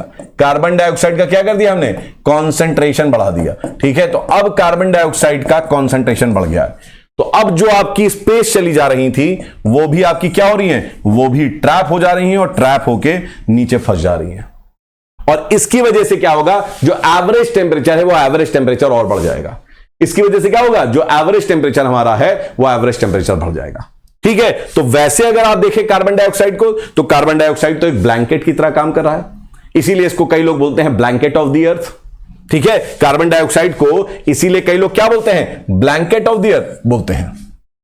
लेकिन हम लोग कार्बन डाइऑक्साइड को क्या कर रहे हैं, हम लोग कार्बन डाइऑक्साइड के अमाउंट को इंक्रीज कर रहे हैं। और कार्बन डाइऑक्साइड का अमाउंट इंक्रीज होगा तो क्या हो रहा है, पहली चीज ये समझ लीजिए, यहां पर क्या समझना है आपको, कि जो हमारा ग्लोबल एवरेज टेम्परेचर है it is approximately 15 degree centigrade. ठीक है, जो हमारा ग्लोबल एवरेज टेम्परेचर है ऑफ लोअर एटमॉस्फेयर, नीचे वाले एटमॉस्फेयर का, वो कितना है, 15 डिग्री सेंटीग्रेड है। ठीक है, अब यहां पर आपको एक चीज समझनी है बड़ी इंपॉर्टेंट, वो क्या समझनी है, बहुत ध्यान से समझिएगा। वो आपको ये समझनी है कि यहां पर जो ये कार्बन डाइऑक्साइड है, अगर ये कार्बन डाइऑक्साइड आपका बढ़ जाए तो क्या होगा, this global average, the average temperature of the earth will increase. जो हमारा एवरेज टेम्परेचर है अर्थ का वो इंक्रीज हो जाएगा। याद रखिएगा, ये जो एवरेज टेम्परेचर हमारा इंक्रीज हो रहा है, ये जो एवरेज टेम्परेचर इंक्रीज हो रहा है, इसी को हम लोग क्या बोलते हैं, this is your global warming. और इसीलिए हम कह रहे हैं क्या, कि कार्बन डाइऑक्साइड एक मेजर ग्रीन हाउस गैस है जो ग्लोबल वार्मिंग बढ़ा रहा है। और हमें कार्बन डाइऑक्साइड का जो एमिशन है उसको क्या करना है, उसको हमको कम कर देना है, ये याद रखिए। तो ये हमने बात करी कार्बन डाइऑक्साइड के बारे में। अब बेसिकली हम क्या बात करने वाले हैं, अब हम बेसिकली बात करने वाले हैं गैसेस में। हमने देख लिया ये मेजर गैस थी हमारी, ठीक है, बाकी गैसेस को आगे देखेंगे। अब हमारा एक इंपॉर्टेंट टॉपिक है क्या, एरोसॉल। ठीक है, एरोसॉल। तो बेसिकली एरोसॉल जो है, एरोसॉल क्या है, ये आपका डस्ट पार्टिकल है बेसिकली। ठीक है, these are what, these are dust particles. अब ये डस्ट पार्टिकल्स आपके कैसे पहुंच जाते हैं, ये डस्ट पार्टिकल्स जो एरोसॉल्स हैं, इनका सोर्स क्या है, हमारे एटमॉस्फेयर में हाइट में ये कैसे पहुंच जाते हैं। तो आपको मैं बता दूं कि कौन कौन से पार्टिकल्स आपके एरोसॉल की तरह काम, एरोसॉल है। ठीक है, तो सॉल्ट पार्टिकल्स हमारे हो गए। ठीक है, हमारे सॉल्ट पार्टिकल जो है ये भी एरोसॉल हैं। अब ये सॉल्ट पार्टिकल्स कैसे पहुंचते हैं, तो सॉल्ट पार्टिकल साइक्लोन्स के थ्रू पहुंच जाते हैं, है ना। सॉल्ट पार्टिकल जब आपका वेव्स कोस्ट में आके क्या करती है, कोलाइड करती है, तो स्प्लैश होता है। तो उस स्प्लैश से आपका जो होता है, उसके सॉल्ट पार्टिकल जो हैं वो आपके एटमॉस्फेयर पे पहुंच जाते हैं, राइट। फिर हमारा we have what, volcanic dust. हमारा वॉल्केनिक डस्ट भी होता है। ये वॉल्केनिक डस्ट क्या होता है, ये भी एरोसॉल है। This is also what, this is also an aerosol, ये भी हमारा एरोसॉल है। इसके अलावा हमारा क्या एरोसॉल है, इसके अलावा कौन सा हमारा एरोसॉल है, तो याद रखिएगा यहां पर इसके अलावा कौन सा होता है, तो आपके जो पल्यूटेंट्स होते हैं, पल्यूटेंट्स, ठीक है, ये भी एरोसॉल की तरह काम करते हैं। जैसे एक पल्यूटेंट मैं आपको बताऊं क्या, ब्लैक कार्बन। एक पल्यूटेंट हमारा क्या होता है, ब्लैक कार्बन, जिसको आप सूट भी बोलते हैं। ठीक है, ये सूट है। ठीक, इसी तरीके से you have vehicular pollution, vehicular pollution भी होता है, वेहिकुलर पॉल्यूशन से भी पहुंच जाता है।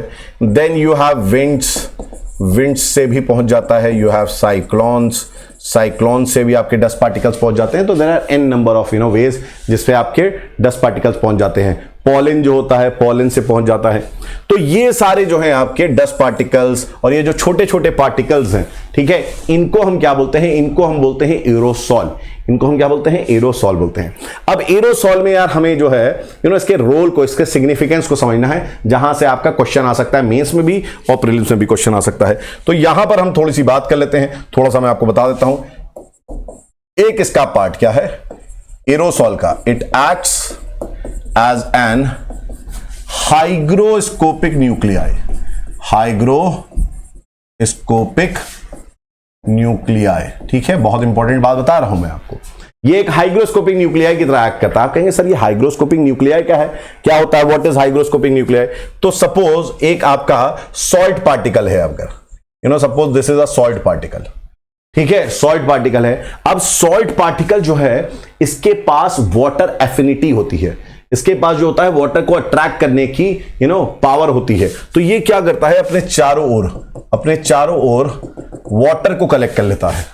अपने चारों ओर क्या करता है? वाटर को कलेक्ट कर लेता है। या आप कह सकते हैं वाटर जो है इस एरोसॉल की तरफ अट्रैक्ट हो जाती है और इस एरोसॉल को ये क्या बन जाता है? इस एरोसॉल की वजह से वाटर ड्रॉपलेट्स बन जाती हैं। क्या बन जाती है? Water droplets. अब देखिए वर्ड तोड़िए यहां पर। हाइग्रो का मतलब होता है, हाइग्रो का रिलेशन है ह्यूमिडिटी से। हाइग्रो का रिलेशन किससे है? ह्यूमिडिटी से है, ठीक है। न्यूक्लियाई क्या होता है? न्यूक्लियाई इज समथिंग जिसके चारों अराउंड कुछ ना कुछ हो, ठीक है। हाइग्रो मतलब ह्यूमिडिटी, तो एक न्यूक्लियाई जिसके चारों ओर क्या हो? मॉइस्चर हो, ठीक। और यही कहलाता है क्या? यही कहलाता है हाइग्रोस्कोपिक न्यूक्लियाई। इसका मतलब क्या है? इसका मतलब यह है कि विदाउट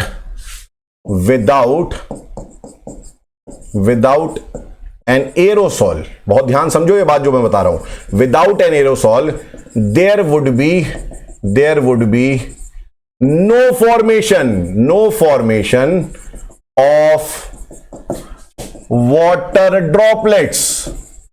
किसका फॉर्मेशन नहीं होगा? वाटर ड्रॉपलेट्स का फॉर्मेशन नहीं होगा। तो आप कहेंगे ठीक है सर नहीं हो रहा, चलने दिए, क्या मतलब है? बेटा प्रेसिपिटेशन कैसे होगा? प्रेसिपिटेशन कैसे होता है? कंडेंसेशन कैसे होगा? यहां पर यह भी समझ लो, अगर वाटर फॉर्मेशन नहीं हुआ, वाटर ड्रॉपलेट फॉर्मेशन नहीं हुआ, इसका मतलब there will be no clouds. No clouds means no rainfall. इसका मतलब एरोसॉल का हमारे जो वेदर फिनोमेना उसमें बहुत बड़ा रोल है। अगर आपके ये छोटे छोटे पार्टिकल्स नहीं हुए तो ऊपर आसमान में वाटर ड्रॉपलेट्स नहीं बन पाएंगे। वाटर ड्रॉपलेट्स बनने के लिए एरोसॉल का होना कंपलसरी है, कंपलसरी है। जो हाइग्रोस्कोपिक न्यूक्लियाई हैं वही आपका वाटर ड्रॉपलेट्स बनाएंगे और उसी से आपके क्लाउड्स बनेंगे, उसी से रेनफॉल होगा। तो ये चीज आपको बहुत क्लियरली समझ लेना है। थंडर स्टॉर्म नहीं आएगा, क्यों? क्योंकि वाटर ड्रॉपलेट्स ही नहीं बन रहे हैं। तो एरोसॉल इज नेसेसरी, एरोसॉल जरूरी है। अच्छा, ये एरोसॉल आइस पार्टिकल्स भी हो सकते हैं।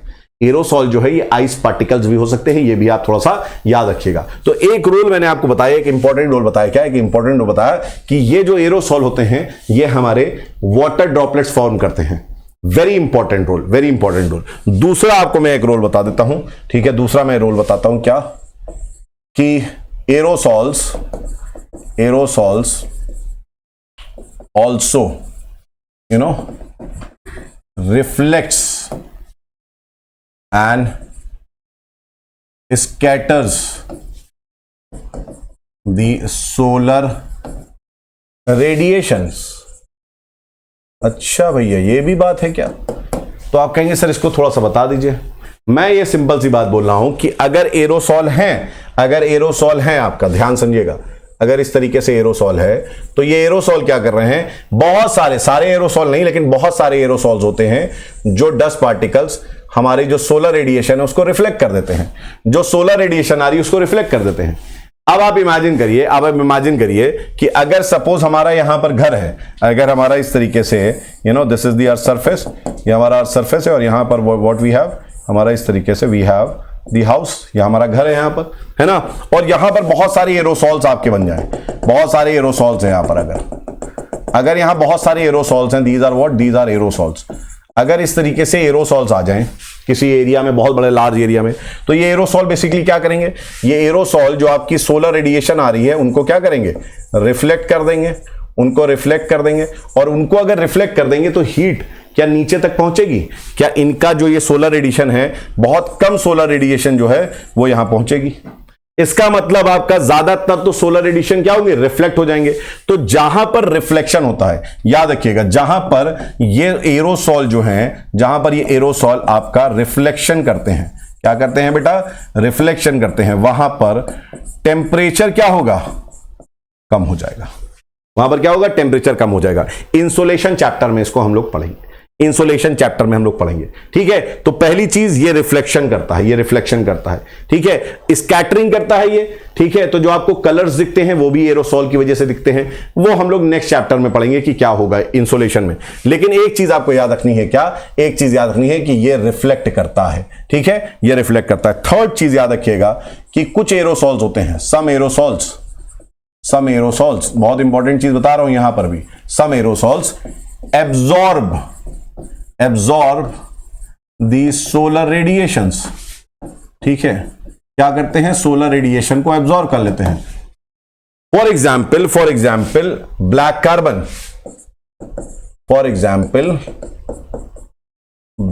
कार्बन, ठीक है। एग्जाम्पल के तौर पे क्या, ब्लैक कार्बन क्या है, जैसे आपका ये suppose this is black carbon, ये ब्लैक कार्बन है, और यहां पर अगर आपका सोलर रेडिएशन आ रहा है, अगर यहां पर सोलर रेडिएशन आ रहा है, तो ये ब्लैक कार्बन जो है इसकी हीट को क्या करेगा, इट विल एब्जॉर्ब, यहां पर ये सोलर रेडिएशन को एब्जॉर्ब कर लेगा, मतलब ये हीट को एब्जॉर्ब कर लेगा। और ऑब्वियस सी बात है, अगर हीट को एब्जॉर्ब कर लेगा, ठीक है, इट एब्जॉर्ब्स दी रेडिएशन, ठीक है।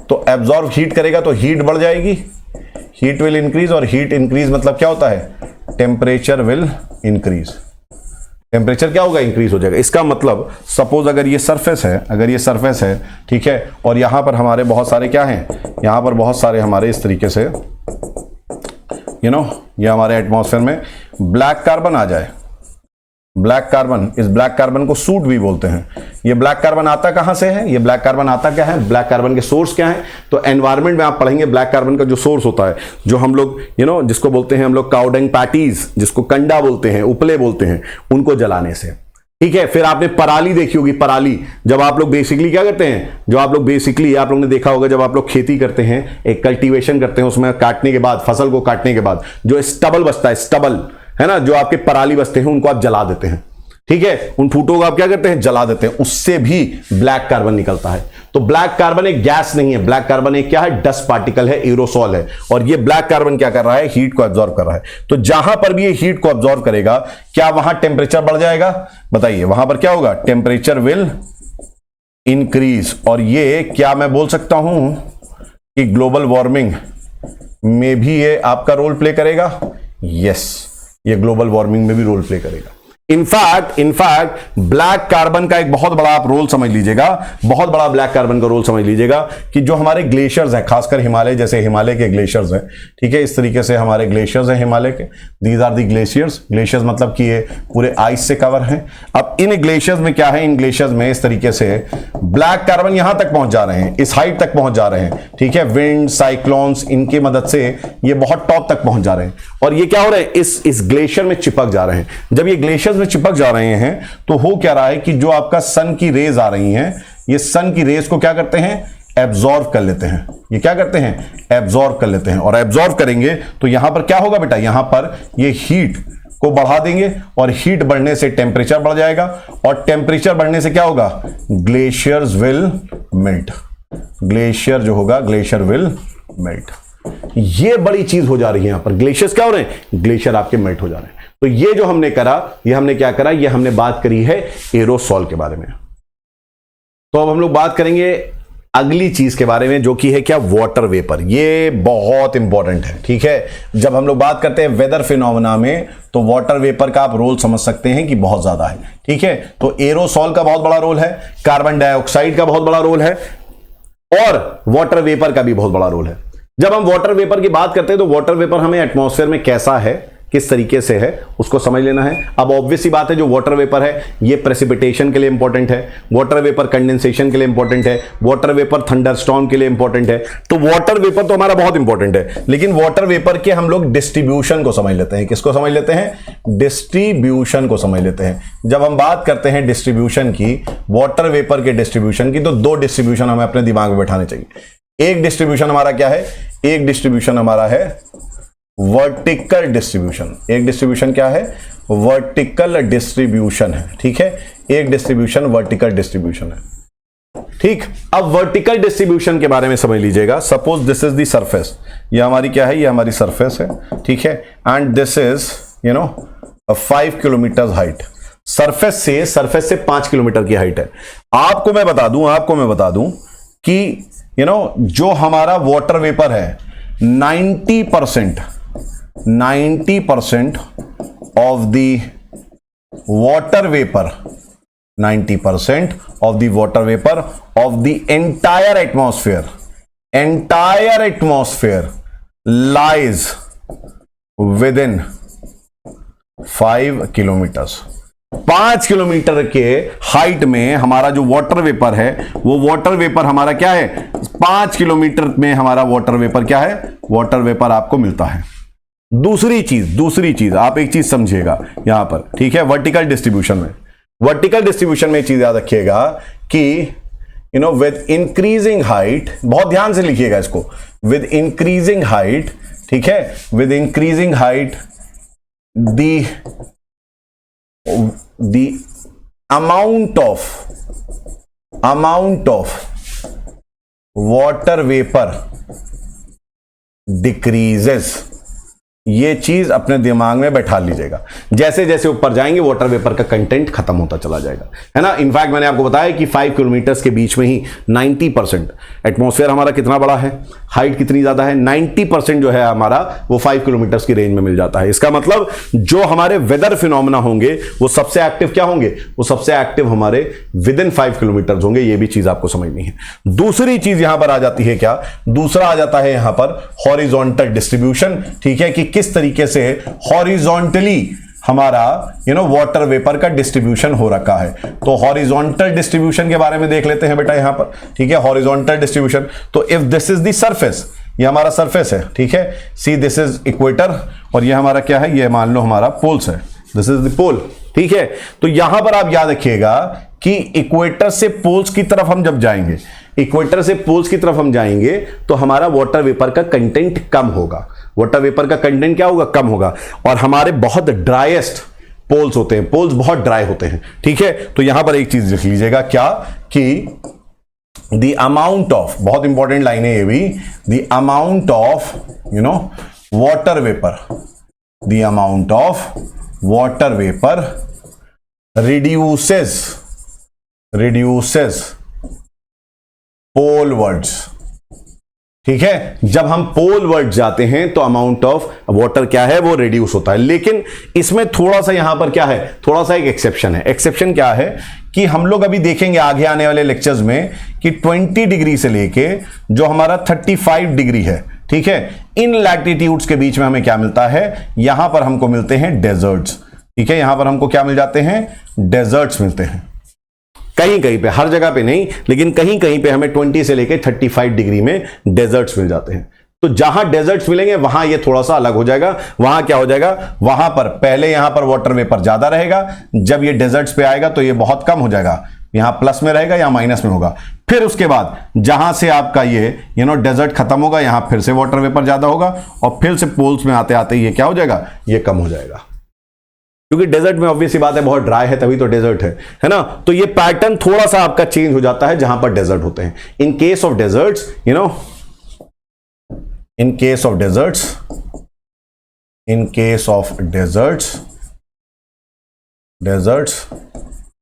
the amount of moisture reduces at 20 to 35, 20 between, reduces between, लिख लो, reduces between 20 and 35 degree latitudes, ठीक है, यहां पर आपका जो है, यहां पर मॉइस्चर आपका कम हो जाता है। तो ये हमने क्या देखा, ये हमने देखा वाटर वेपर का हमारा क्या, वाटर वेपर का डिस्ट्रीब्यूशन। तो आइए देखिए हम लोग के एनसीईआरटी में क्या लिखा हुआ है। Let's go through the NCERT. NCERT में हम लोगों ने क्या लिखा हुआ है, इसको थोड़ा सा देख लेते हैं, इसको थोड़ा सा पढ़ लेते हैं, समझ लेते हैं। ये आपके दिमाग में होनी चाहिए चीजें, ठीक है। और हम लोग जो जो चीजें हम लोग ने अभी छोड़ी हैं उसके बारे में थोड़ी बहुत बातें हम लोग कर लेंगे, ठीक है। तो हम लोग ने यहां पर बात करी किसके बारे में, हम लोग ने यहां पर बात करी हमारे एटमॉस्फेयर के बारे में। जैसे मैंने आपको बताया था कि ये गैसेस से बना हुआ है, ये अर्थ सरफेस को हमारा क्या कर रहा है, ये अर्थ सरफेस को हमारे ढके हुए है, ठीक है। और यहां पर मैंने आपको बताया था कि 99, यहां देखिए एक चीज लिखी है क्या, 99% ऑफ द टोटल मास जो हमारा पूरा एटमॉस्फेयर है, पूरा एटमॉस्फेयर, ठीक है, उसका 99% जो है वो 32 किलोमीटर तक आपका है। उसके बाद आप सोचिए कि हमारा एटमॉस्फेयर कितना हल्का हो जाता है, हमारा एटमॉस्फेयर कितना डेंसिटी उसकी कितनी कम हो जाती है। तो जो मासेस हैं हमारे, वो मासेस आपका क्या है, 32 किलोमीटर तक ही है। इसके बाद अगर हम लोग यहां बात करें तो यहां पर आपको क्या मिलता है, मैंने आपको बताया गैस, वाटर वेपर और डस्ट पार्टिकल आपको यहां पर मिलता है, ठीक है। दूसरी चीज हम लोग यहां पर देखेंगे अगर, तो यहां पर आपके कुछ गैसेस दी हुई हैं और उनके परसेंटेज दिए हुए हैं। आप परसेंटेज याद तो आपको अप्रोक्सीमेटली आप याद कर लीजिएगा, लेकिन आपको सीक्वेंस याद रखना है, जैसे कि नाइट्रोजन, ऑक्सीजन, आर्गन, उसके बाद कार्बन डाइऑक्साइड, उसके बाद नियॉन, फिर हीलियम। तो आपको एटलीस्ट 5-6 यहां पर जो है सीक्वेंस याद होने चाहिए, किसका कितना परसेंटेज है, उसके सीक्वेंस वाइज आपको थोड़ा बहुत याद होना चाहिए, ठीक है। इसके बाद हम लोगों ने यहां पर बात करी कार्बन डाइऑक्साइड के बारे में। किसके बारे में बात करी, यहां पर हम लोगों ने कार्बन डाइऑक्साइड के बारे में बात करी। और कार्बन डाइऑक्साइड जो है, जो मैंने बात बताई थी, वो सारी चीजें यहां पर आपको लिखी हुई हैं, आप इसको यहां पढ़ लीजिएगा। ओजोन के बारे में अगर हम लोग बात करें तो ओजोन है ना, ओजोन गैस बहुत इंपॉर्टेंट गैस है। ओजोन गैस के बारे में हम लोगों ने बहुत ज्यादा बात करी नहीं है। ओजोन गैस के बारे में हम लोग आगे फर्दर अभी बात करने वाले हैं स्ट्रक्चर में, तो वहां पर मैं आपको इसके बारे में थोड़ा बहुत बताऊंगा, ठीक है। वाटर वेपर के बारे में जो भी हमने आपको बात बताई वो यहां पर दिया हुआ है। वाटर वेपर जो है, ऑब्वियस सी बात है, हाइड्रोलॉजिकल साइकिल जो है, हाइड्रोलॉजिकल साइकिल ये वाटर वेपर की वजह से ही बना हुआ है, ठीक है। तो हाइड्रोलॉजिकल साइकिल वाटर वेपर की वजह से ही है। अगर आपका वाटर नहीं होगा तो हाइड्रोलॉजिकल साइकिल नहीं होगा, ठीक है। इसके बारे में हम लोग ने बात करी। डस्ट पार्टिकल्स के बारे में मैंने यहां पर आपको बात कर दी, ठीक है। ये सारी डस्ट पार्टिकल्स के बारे में बात करी है, you just go through the PPTs, आपको समझ में आ जाएगा। अब हम लोग जो बात करने वाले हैं वो बात करने वाले हैं किसके बारे में, स्ट्रक्चर के बारे में। तो अब हम लोग बात करेंगे स्ट्रक्चर के बारे में। कंपोजिशन हमने कर लिया, अब हम लोग बात करने वाले हैं स्ट्रक्चर के बारे में। तो स्ट्रक्चर में एक चीज समझिएगा कि कुछ चीजें समझ लीजिएगा। जो हमारा एटमॉस्फेयर है, एटमॉस्फेयर में आप एक चीज समझिएगा कि डिफरेंट लेयर्स आपको मिलती हैं, ठीक है। एटमॉस्फेयर में क्या है, बहुत सारी डिफरेंट लेयर्स मिलती हैं। डिफरेंट लेयर्स मतलब कि उनकी डेंसिटी जो होती है वो अलग अलग होती है, ठीक है। अलग अलग डेंसिटी वाली आपको लेयर्स यहां पर मिलती हैं, पहली चीज ये। और दूसरी चीज आपको ये समझ लेना है कि जो डेंसिटी है वो ऑल्टीट्यूड के साथ, मतलब हाइट के साथ आपकी डेंसिटी कम होती है। क्यों कम होती है भाई, एयर क्या है, एयर गैस है, मैंने आपको पहले ही बताया था। और गैस का अपना मास है और उस मास पे ग्रेविटेशनल पुल काम कर रहा है, और ग्रेविटेशनल पुल काम करेगा तो जो गैस है वो नीचे आने की कोशिश करेगी। उसके नीचे वाली गैस जो उसको धक्का लगाएगी वो नीचे आएगी, और ये गैसेस नीचे धक्का लगाएंगी। तो होगा क्या कि कॉन्सेंट्रेशन जो हाईएस्ट होगा आपका डेंसिटी का वो सरफेस पे होगा, और आप जैसे जैसे ऊपर जाएंगे आपको डेंसिटी एटमॉस्फेयर की जो है वो क्या होगी, वो कम होती जाएगी। तो density decreases with the increasing altitude, altitude के साथ डेंसिटी डिक्रीज हो रही है, और it is highest near the surface of the अर्थ, ठीक है। जो सरफेस ऑफ द अर्थ है वहां पर आपकी डेंसिटी क्या है, सबसे ज्यादा है, ठीक है। अब आइए हम लोग यहां बात कर लेते हैं किसके बारे में, अब हम लोग यहां बात कर लेते हैं जो स्ट्रक्चर है। तो वो आप स्ट्रक्चर मेरे साथ नोट्स, क्योंकि आप बनाते चल रहे हैं तो नोट्स को बनाते चलिए। अब हम लोग बात कर लेते हैं किसके बारे में, स्ट्रक्चर के बारे में बात करते हैं, और एक स्ट्रक्चर जो है वो थोड़ा सा बना भी लेते हैं। स्ट्रक्चर को जो है हम लोग क्या करते हैं, बना भी लेते हैं। स्ट्रक्चर को थोड़ा सा समझ भी लेते हैं, बना भी लेते हैं। तो पहला जो स्ट्रक्चर हम बना रहे हैं यहां पर, ठीक है, पहला यहां पर आप देखेंगे ये हम लोग टेम्परेचर जो है, टेम्परेचर के बेसिस पे बना रहे हैं, टेम्परेचर के बेसिस पे बना रहे हैं। तो पहला आप यहां पर लिख लीजिए 6 किलोमीटर्स, यहां लिख लीजिए 6 किलोमीटर, और इधर लिख लीजिए 90 डिग्री, ये हमारा पोल्स है। और यहां मान लीजिए सरफेस में ये हमारा इक्वेटर है, और यहां इसकी हाइट जो है, ये इसकी हाइट आप मान लीजिए कितनी, 16 किलोमीटर मान लीजिए। तो ये पहली जो हमारी लेयर है, इस लेयर को बेटा हम लोग बोलते हैं ट्रोपोस्फेयर, ठीक है। इस लेयर को हम लोग क्या बोलते हैं, ट्रोपोस्फेयर। आप लोग ने सबने इसके बारे में सुना होगा, ट्रोपोस्फेयर के बारे में सुना होगा। ये हमारी लोअर मोस्ट लेयर है, ठीक है। तो ट्रोपोस्फेयर के बारे में थोड़ा सा हम लोग लिख लेते हैं। This is structure of the atmosphere. ये हम लोग किसके बारे में बात कर रहे हैं, स्ट्रक्चर के बारे में बात कर रहे हैं। Structure of what? Structure of atmosphere. तो मेरे साथ आप लोग नोट्स बनाते चलिएगा, ठीक है, और सारी इंपॉर्टेंट चीजें हम लोग यहां पर करते चलेंगे। पहली चीज आपको क्या लिखना है, पहला आपका जो लेयर है दैट इज ट्रोपोस्फेयर, ठीक है। क्या है आपका?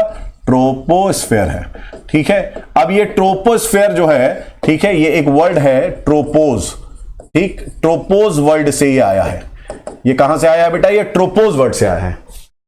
ट्रोपोज एक ग्रीक वर्ड है और इसका मतलब होता है क्या? इसका मतलब होता है टर्ब्यूलेंस। इसका मतलब क्या होता है? टर्ब्यूलेंस। इसका मतलब होता है मिक्सिंग, ठीक है।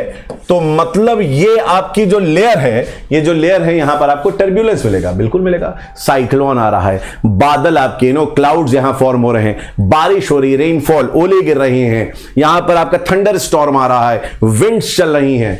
ये हमारे एटमॉस्फेयर को बताता है कि एटमॉस्फेयर हमारा क्या है? बहुत टर्ब्यूलेंट है यहां पर। तो ट्रोपोस्फेयर जो लेयर है वो हमारी क्या है? वो हमारी सबसे पहला पॉइंट लिखिएगा, this is the lower most layer. ये आपको क्या याद रखना है यहां पर?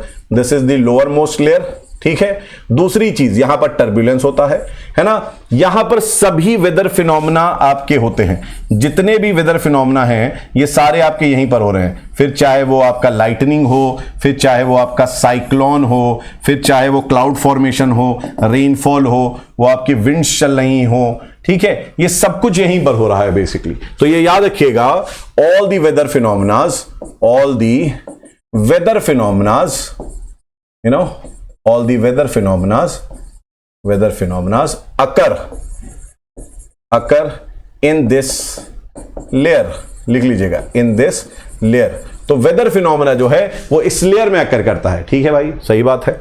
अब यहां पर आप एक चीज सोच रहे होंगे, सर यहां पर आपने 16 किलोमीटर लिखा है इक्वेटर पे और यहां पर आपने जो है ये 6 किलोमीटर लिखा, ऐसा क्यों सर? ऐसा भेदभाव क्यों? पोल्स के साथ भेदभाव क्यों? उसको छोटा क्यों कर दिया आपने? यहां पर इसकी जो है हाइट ज्यादा क्यों कर दी?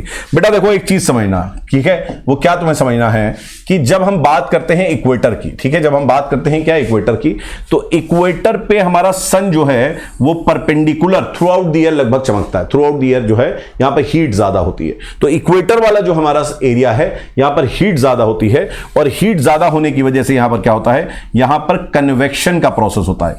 एयर जो है वो इस तरीके से क्या करती हैं? एक्सपैंड करती हैं और राइज करती हैं।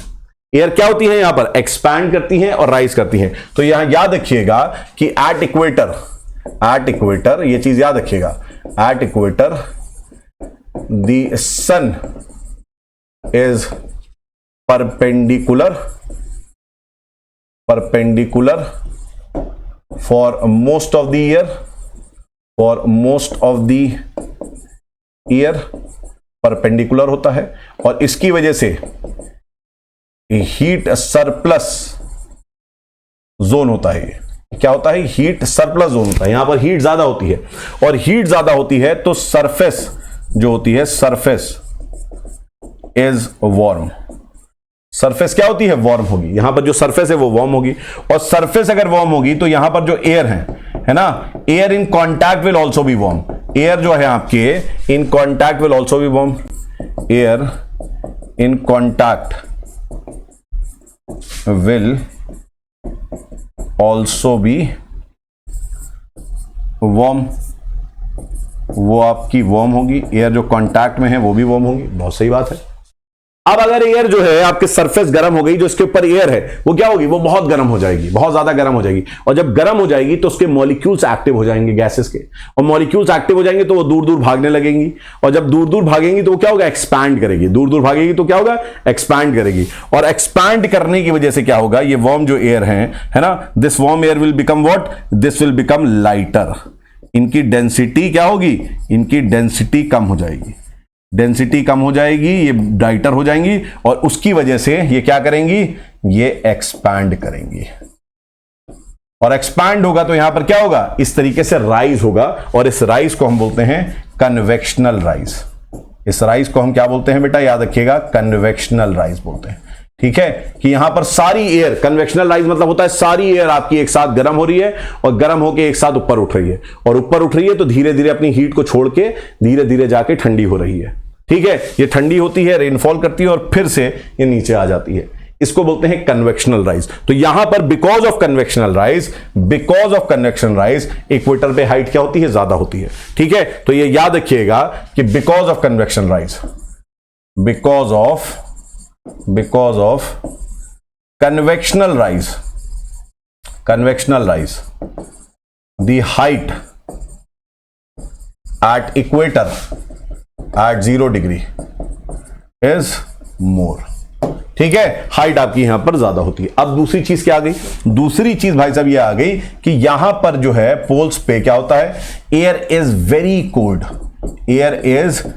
कोल्ड, एयर जो है बहुत ज्यादा ठंडी होती है, और एयर बहुत ज्यादा ठंडी होती है तो ठंडी एयर क्या होती है, ठंडी एयर हमेशा याद रखिएगा दे आर हेवियर। ठीक है, ये क्या होती हैं, दे कॉन्ट्रैक्ट, ये कॉन्ट्रैक्ट करती हैं, और कॉन्ट्रैक्ट करने की वजह से कॉन्ट्रैक्शन या ज्यादा होता है, उसकी वजह से इनकी डेंसिटी क्या होती है, डेंसिटी इनकी बढ़ जाती है, और डेंसिटी बढ़ जाती है तो दे बिकम हेवियर। ठीक है, तो एयर जो होती है ठंडी एयर वो हमेशा क्या होती है, वो आपके मॉलिक्यूल्स उसके कॉन्ट्रैक्ट करते हैं। आपने कभी देखा होगा ठंडा लोहा डेंसिटी ज्यादा है, उस लोहे के गरम कर दो, आयरन को गरम कर दो, वो क्या होता है, मेल्ट हो जाता है, उसकी डेंसिटी कम हो जाती है।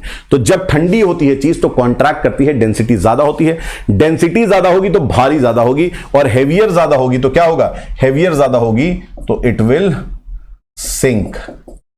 Air is cool and air will sink.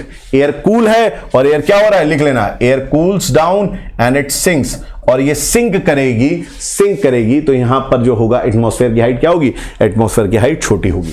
जहां पर कन्वेक्शन ज्यादा होगा वहां पर एटमॉस्फेयर की हाइट क्या होगी, वहां पर एटमॉस्फेयर की हाइट आपकी ज्यादा होगी। यहां पर सिंक करेगी तो हाइट कम होगी, यहां पर आप क्या राइज करेगा तो यहां पर क्या होगा, यहां पर आपकी हाइट ज्यादा होगी। तो ये हमने ट्रोपोस्फेयर के बारे में आपको बताया पर।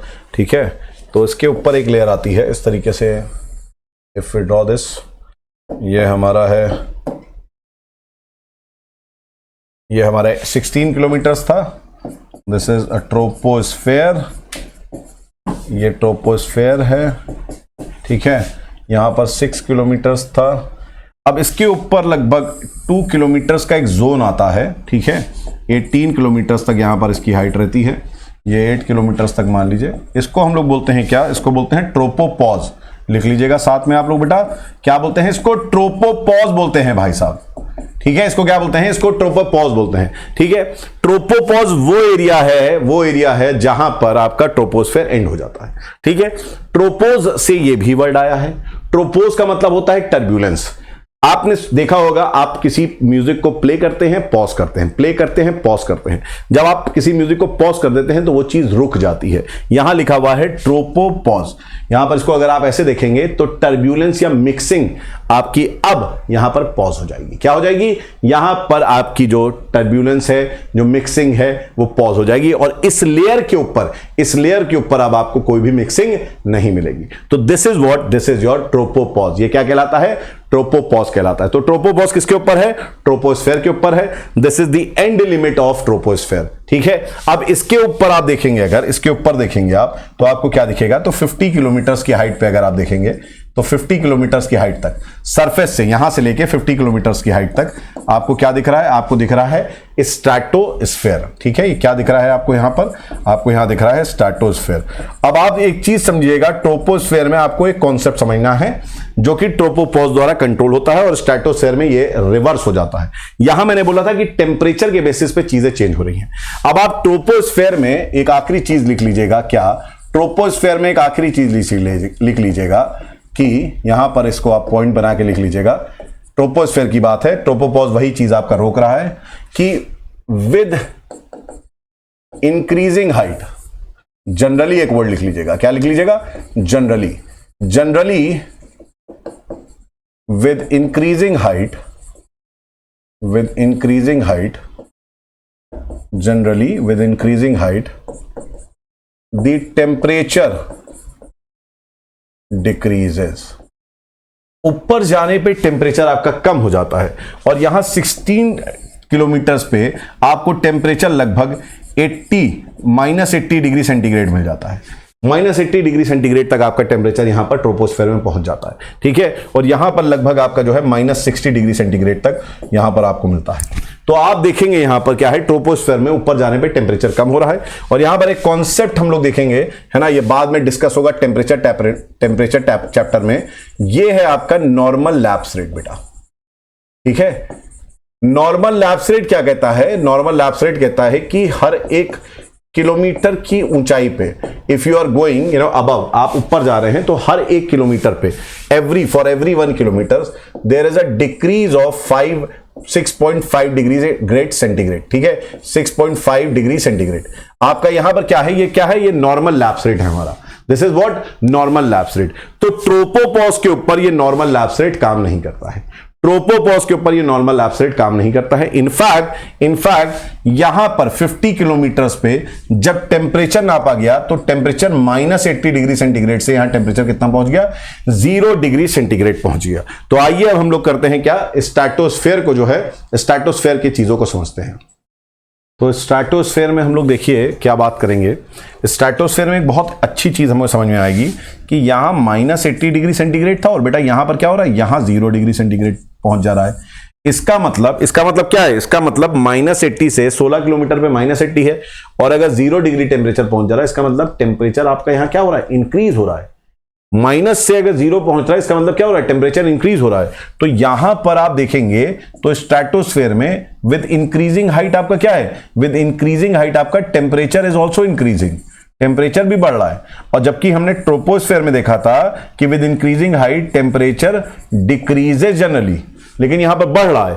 अब ये क्वेश्चन आता है यहां क्यों बढ़ रहा है? यहां इसलिए बढ़ रहा है क्योंकि बेटा यहां पर हमको मिलती है क्या, ओजोन गैस मिलती है। यहां क्या मिलती है, ओजोन गैस मिलती है। और ये जो ओजोन गैस है ये 20 से लेके 40 किलोमीटर की हाइट पे सबसे ज्यादा है। मिलती तो ये पूरी लेयर में है स्ट्रेटोस्फेयर में, लेकिन 20 से लेके 40 किलोमीटर पे सबसे ज्यादा मिलती है। अब ओजोन गैस करती क्या है बेसिकली, तो यहां पर स्ट्रेटोस्फेयर में आप लिख लीजिएगा कि जो हमारी ओजोन गैस है, ठीक है, ये स्ट्रेटोस्फेयर में आप लिख लीजिएगा कि स्ट्रेटोस्फेयर में आपको कुछ बेसिक चीजें लिखनी है। क्या क्या बेसिक चीजें लिखनी है? तो पहले कि ये जो इसकी हाइट होती है, इसकी हाइट क्या होती है, इसकी हाइट आपकी 50 किलोमीटर तक होती है, अप टू 50 किलोमीटर इसकी हाइट होती है।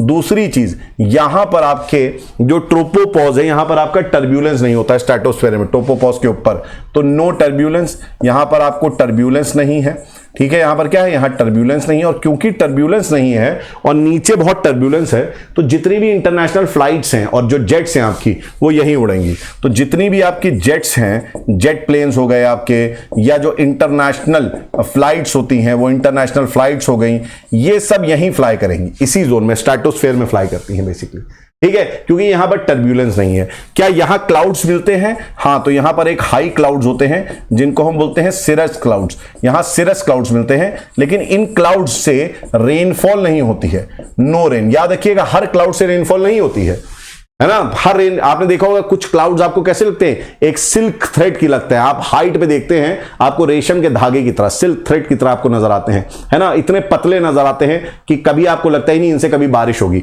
वो वही सिरस क्लाउड्स हैं जो कि आपको स्ट्रेटोस्फेयर में मिल रहे हैं। स्ट्रेटोस्फेयर में यहां पर आपको क्या मिल रहा है, स्ट्रेटोस्फेयर में यहां पर मिल रहा है ओजोन लेयर। अब ये ओजोन गैस जो है ये क्या करती है, ठीक है, ओजोन गैस जो है इसका सबसे बड़ा रोल जो है, वो बड़ा रोल ये है कि इट एब्जॉर्ब्स या इट फिल्टर्स, ऐसे कह सकते हो, इट फिल्टर्स द रेडिएशन,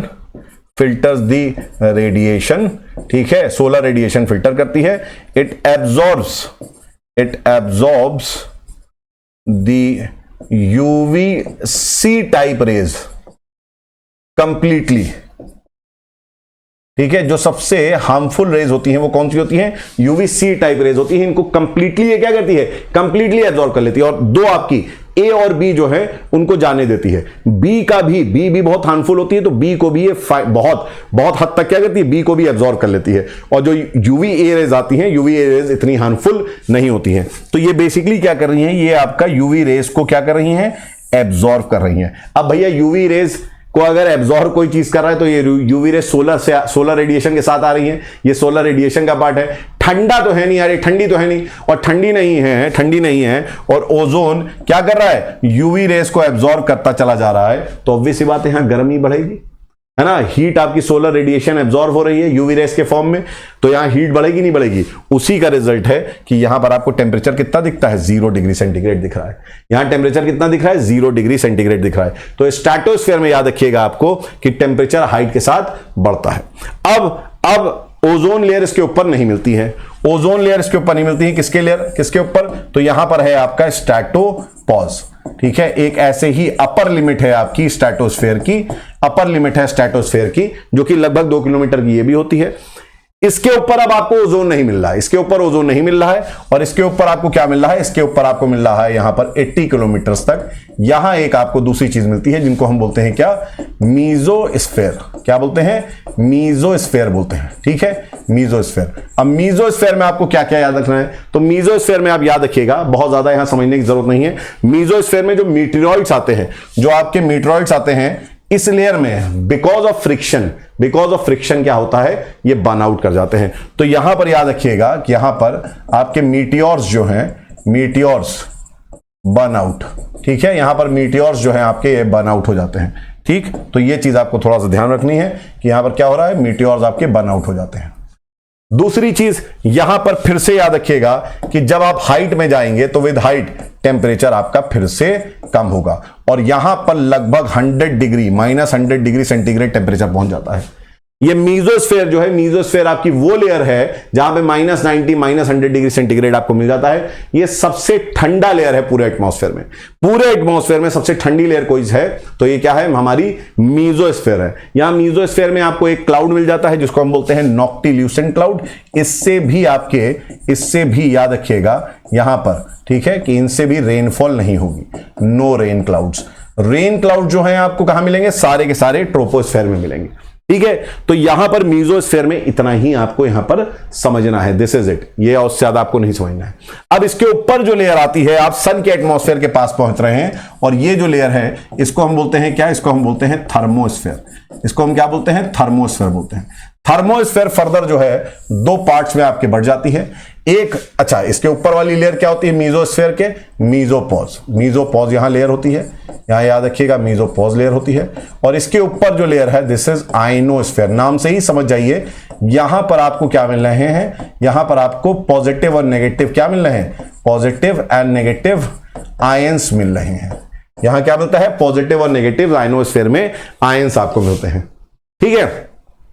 अब एक चीज याद रखिएगा आप कि जो ये आइनोस्फीयर होते हैं, जो ये आइनोस्फीयर है, ठीक है, इसके बारे में एक चीज समझिएगा कि ये आइनोस्फीयर रेडियो सिग्नल्स को रिफ्लेक्ट करते हैं। किसको रिफ्लेक्ट करते हैं, रेडियो सिग्नल्स को रिफ्लेक्ट करते हैं, ठीक है। ये रेडियो सिग्नल्स को जाके रिफ्लेक्ट करते हैं, तो यहां से जब नीचे से रेडियो सिग्नल्स भेजे जाते हैं तो ये रेडियो सिग्नल्स को रिफ्लेक्ट करके हर जगह पहुंचा देते हैं, है ना। तो ये हमारा आइनोस्फीयर है। आइनोस्फीयर हमारा किसके लिए फेमस है, रेडियो सिग्नल्स के लिए फेमस है, ठीक है। अब इसके ऊपर जो लेयर होती है वो हमारी क्या होती है, एक्सोस्फीयर की होती है। क्या होती है, एक्सोस्फीयर की। अब आइनोस्फीयर की हाइट कितनी है, तो आइनोस्फीयर की हाइट याद रखिएगा 640 किलोमीटर तक होती है। 80 से लेके आपकी 640 किलोमीटर तक आइनोस्फीयर होते हैं। आइनोस्फीयर रेडियो सिग्नल्स को रिफ्लेक्ट करते हैं, याद करिएगा, लिख लीजिएगा, आइनोस्फीयर रेडियो सिग्नल्स को रिफ्लेक्ट करते हैं। इसके बाद होता है हमारा एक्सोस्फीयर। इसकी हाइट डिफाइंड नहीं है। ये जो एक्सोस्फीयर है, इसी एक्सोस्फीयर में हमें क्या मिलता है, हमें यहां पर अरोरा बोरियोलिस और अरोरा ऑस्ट्रियालिस की 2 घटनाएं मिलती हैं, है ना। यहां पर आपको लाइटनिंग एक्टिविटीज मिलती है। ये कहां है, एक्सोस्फीयर में आपको मिल रही है। ये कहां मिल रही है, ये आपको एक्सोस्फीयर में मिल रही है। एक्सोस्फीयर में टेम्परेचर बहुत ज्यादा होता है, लेकिन यहां पर आप अगर एरोप्लेन से हाथ बाहर निकालेंगे तो आपका हाथ नहीं जलेगा, क्योंकि जो कंडक्शन के लिए, जलाने के लिए मॉलिक्यूल चाहिए वो बहुत दूर दूर हैं। तंदूरी में तुम हाथ डाल दो, तुम्हारा हाथ जल जाएगा। यहां पर हाथ बाहर निकालोगे, हाथ नहीं जलेगा, क्योंकि यहां पर तुम्हारा मीडियम नहीं है कोई हीट को क्या करने के लिए, रिफ्लेक्ट करने के लिए। यहां पर आइंस नहीं है, गैसेज नहीं है, बहुत रेयर गैस होती है, डेंसिटी आपकी बहुत ज्यादा वीक हो जाती है, लेकिन यहां टेम्परेचर बहुत ज्यादा होता है, ठीक है। तो ये हमने जो बात करी है, किसके बारे में बात करी, ये हमने बात करी स्ट्रक्चर के बारे में। किसके बारे में, स्ट्रक्चर के बारे में।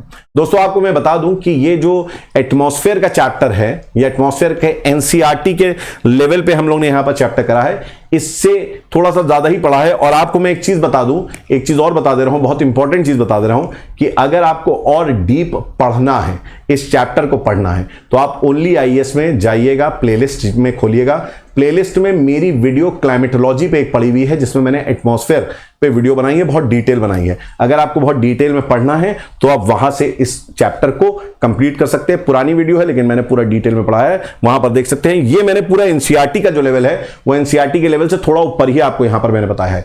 आगे आने वाला जो चैप्टर है वो इस चैप्टर को फिर से हम लोग डिस्कस करेंगे आगे आने वाले चैप्टर में, क्योंकि कुछ ऐसे पॉइंट्स होंगे जिनमें बार बार ये सारी चीजें फिर से आएंगी, ठीक है, जिसमें हम लोग ऑरोरा बोरियोलिस, ऑरोरा ऑस्ट्रेलिस क्या होता है वो सब डिस्कस करेंगे। आज का चैप्टर छोटा है, आई होप आपने एंजॉय करा होगा। इस चैप्टर को अगर डीपली पढ़ना है तो प्लेलिस्ट में जाके आप फिर से देख सकते हैं, और ये चैप्टर आपके लिए बहुत इंपॉर्टेंट है, इतना मैं आपको बता सकता हूं, तो उसको पढ़िएगा अच्छे से। आज के लिए इतना ही दोस्तों, thank you, take care, bye bye.